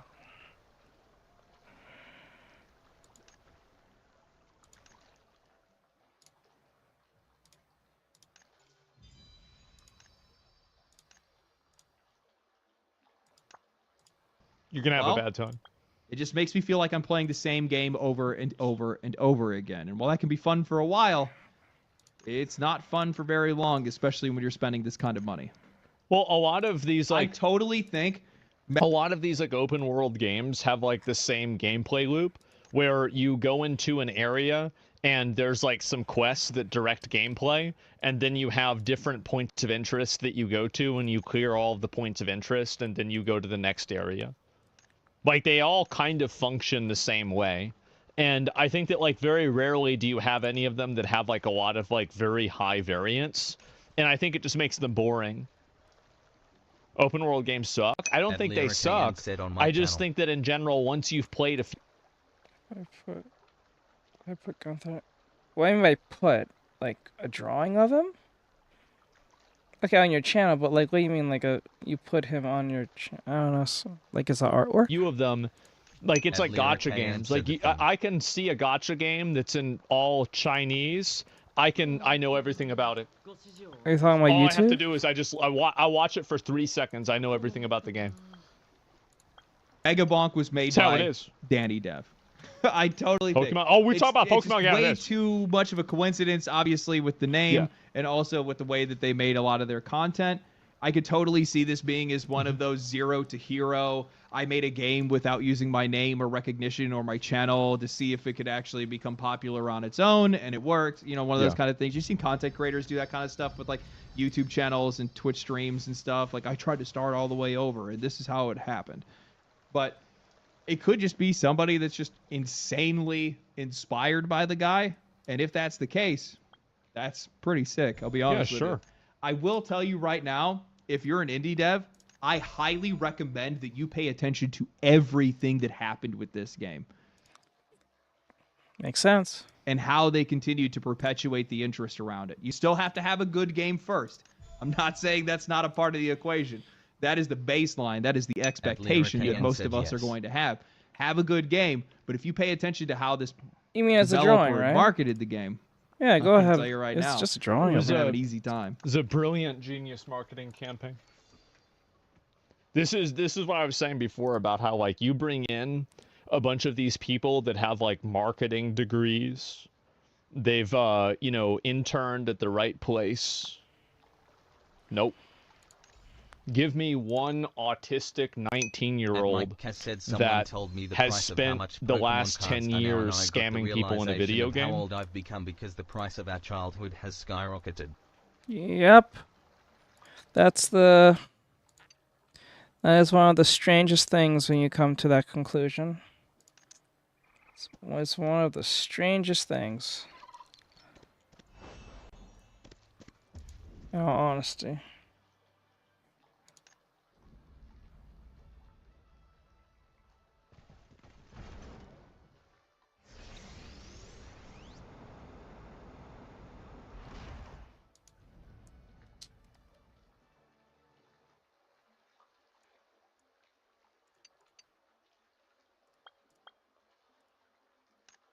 Bro, if I put wings on him, he's just gonna look like Hawks at this point. If I put wings on him, he's just gonna look like Hawks at this point. It's just, it's over. It's over, bro. Most of the drip in this game is kind of questionable when it comes to the men. Like, questionable, like... It just... He's gonna outperform your entire department. And Lyra KN said, haha. That's it. It's not even gonna be. Not gonna lie, half the clothes makes me look like I'm a twink. Close. It's not even close. Elon, bro, he knew this. Yeah, Elon, you think about this, right? That he hired a bunch of random ass fucking kids that sit around playing video games all day, calling themselves big dick, big balls, and then somehow everything gets done, everybody's working all the time, and there's no problems. So that's it. Like, if you want winners, you can't... A lot of and this is what I think is a big problem, this is like a meta-level problem, is you have a lot of these kind of... Why does my character look still, like, kind of small short? It looks weird. It looks fucking... like approval mechanisms. Like, you have a degree, you did an internship here. And I think these approval mechanisms have been gamed, and they've been nerfed in a way that they've become so accessible that they no longer serve their purpose. If everybody that goes to college can get a degree in something, then the degree doesn't usually matter because there's no distinction of talent or skill of people that are able to do this. So whenever you have a success rate of like 95%, you're probably not going to have a competency rate of 95%. So what I've always based things off of is that I almost, and this might sound crazy, but whenever I hear a person has a lot of industry, I'm gonna just continue finishing off the V2ing model because we're not that far off, and actually we're gonna finish off the V2ing model in the sense of like just the colors, and then if we have time, I'll stop around probably 11:30. I'm gonna stop at this moment. This is why I'm just trying to put these things together, but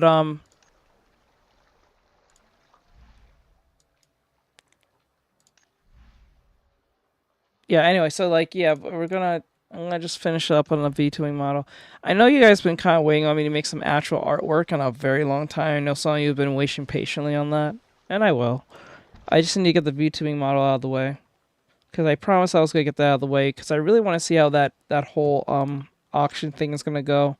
And after the V2ing auction is over, if I get them all on time, even if we don't get them all on time, I'll still post them. But even if the VTubing thing doesn't like work out, I think from that point on, because I know I'm gonna get to 100,000 within like a week or two from now, but like once we hit initial 100,000, from that point on, I don't think I'll be streaming every day anymore. I think that's gonna be gone.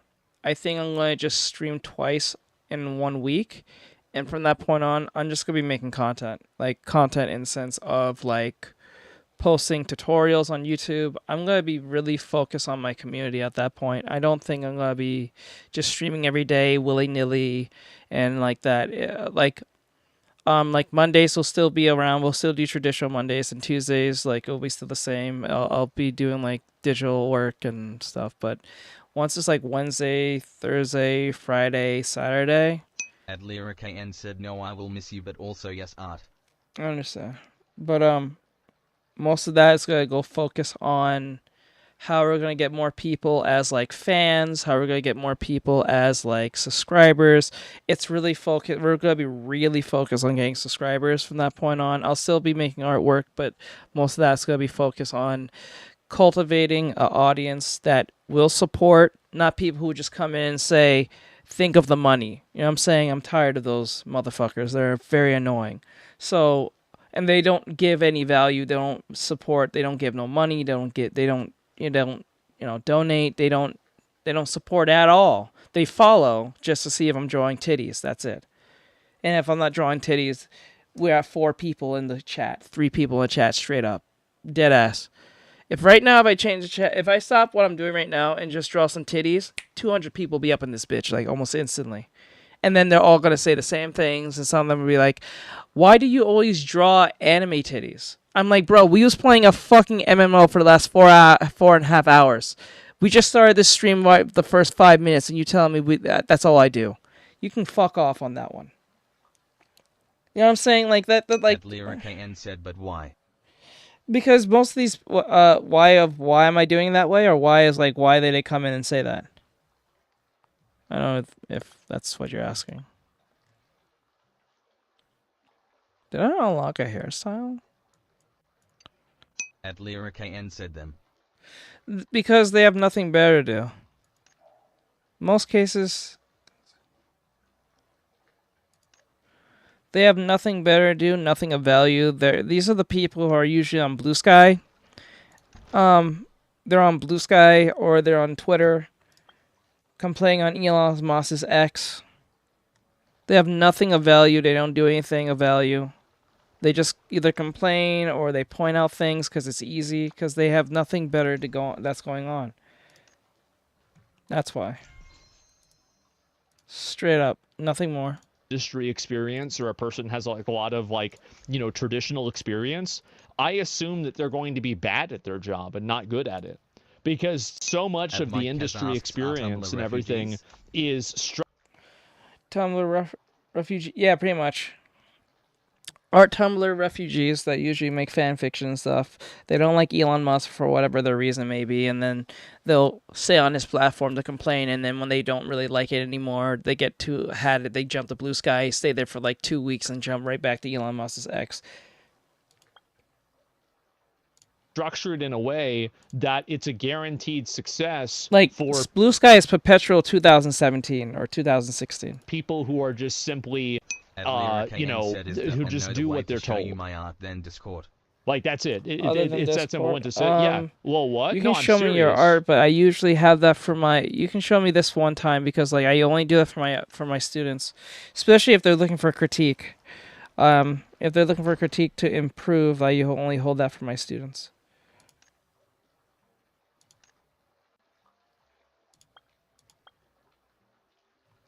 What is this saying that there's something new in here? Like, I would rather take a person who's had proven success, like, and you see this all the time. Like, if you listen to people like talk about finance or business, would they rather take somebody who has a degree from a prestigious university, or would they rather take somebody who's built their own small business and has been doing it ever since they're 13? And you ask a lot of these business owners, and they're going to take the guy that's been building his own business, right? It's because winners are the ones that don't need to be told when to start or how to start. They just simply do it. Do it. They just do it. Like, you shouldn't have to tell somebody that. They shouldn't, like, that's just how it is. Yeah, portfolio is more valuable than resume sometimes. Yeah, just do it. It's brilliant. Anyway, hope you guys enjoyed the video. If you guys did enjoy the video, like the video, subscribe to the channel, follow me on Twitch, follow me on Twitter. I'll be live today if today is Friday. Yeah. If you're watching this not on Friday, then What is I think today's like Friday. what is Anyway, Thursday? stay cool, stay righteous, stay safe. I'll catch you guys. I don't in know the what next one. today is. Peace. It's a good video. It's a great video. I don't know, man. I'm about to go do some artwork. I need to get that thing out of the way as fast as possible. I'll do it for like 2 hours and then jump off. That's gonna go pretty fast because when I'm doing the VTubing models, they take forever, like tedious-wise. But we're gonna be like doing reactions alongside that, so it's gonna be quick. I don't think it's gonna be on long. What's personal space? What the fuck does that mean?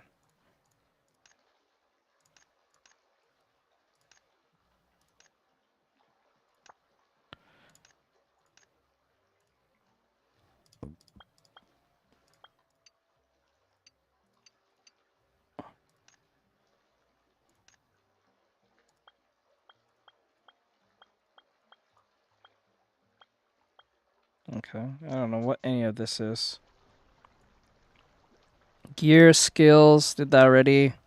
Profile? At Mike Casadlero, we do have an art showcase in the Discord if you want to show your art, but Artextric can't give advice on it if that's okay with you. Yeah. If that's what you're looking for.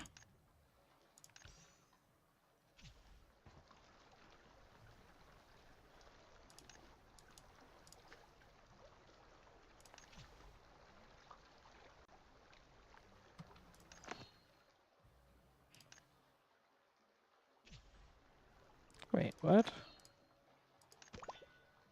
Oh. Oh, I can do that? I didn't know I can just teleport there. Damn, that saves me a lot of headache. I wouldn't have done all that shit. Oh my god, dude. Absolutely. That's just stupid.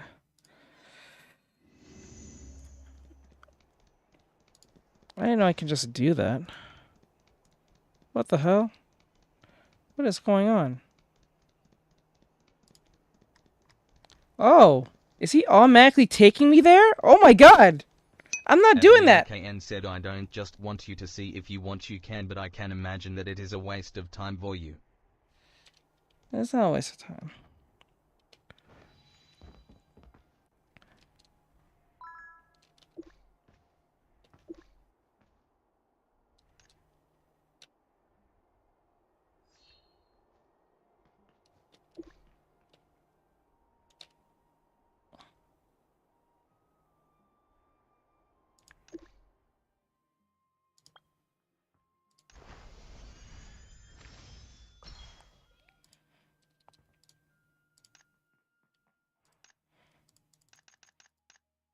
Okay.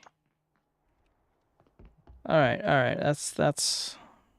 I just wanted to change my outfit, but I don't think I can do that anytime soon right now. I'll do it one more time, I'll try. Yeah, that's a lot cooler outfit, but how do I get this? How do I obtain this? Oh.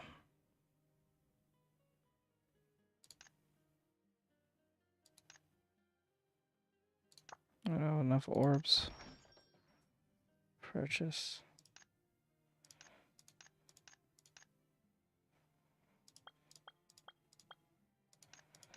There's a bunch of shit. I can't do this now. It's way too much stuff. But it's cool. Not gonna lie. Oh, it would have been so cool. I could have changed the colors of this. This game at least gets it with that. Like, I like the fact that in this game, you can actually change the colors of your outfit. I find that really cool. Because in most, you know how you got, like, the best items, but, like, they don't match in color, and they look stupid.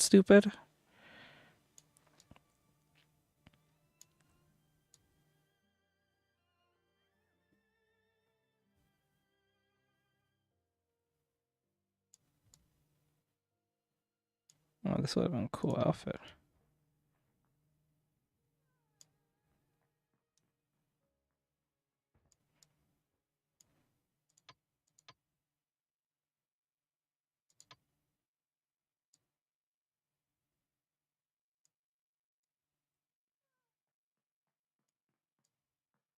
At Lyra KN said on Piper my art is okay but online it's not that good. At Mike Cass said there's usually a mod that'll see your art and it's usually on our free time too. If that makes you feel better about sharing your art you don't have to if you don't want to though. At Yuga Samurai 7217 said hi. At Mike Kaz said hi Bri. Hello.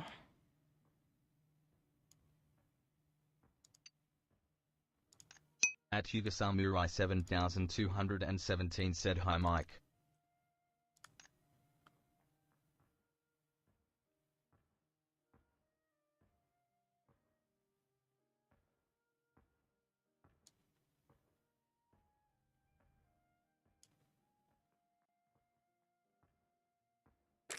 Okay.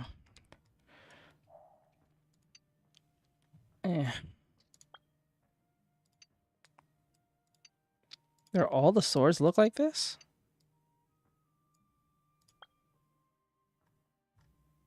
Do all of them look like this?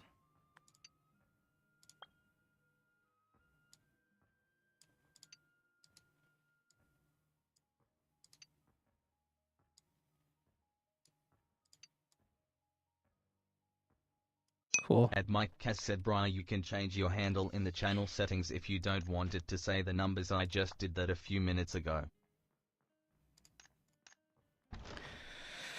Okay. Alright guys, I'm gonna stop it from here. I'm gonna switch over to the art stuff and then we'll just do this for till 11:30, which won't be long. That's technically an hour and a half, and then we'll stop from there and then we'll continue this the following day. Lyra KN said Mr. Bri. So I like the fact that it can actually navigate me on its own, so that's kind of cool. I found that really cool. At Yuga Samurai 7217 said hi Lyra. Okay. Alright, so I'll see you guys in a bit. I'll be right back in like At 5 Yuga to 10 Samurai minutes. 7217 said I didn't even know it says the numbers too. I'll see you guys in a few seconds.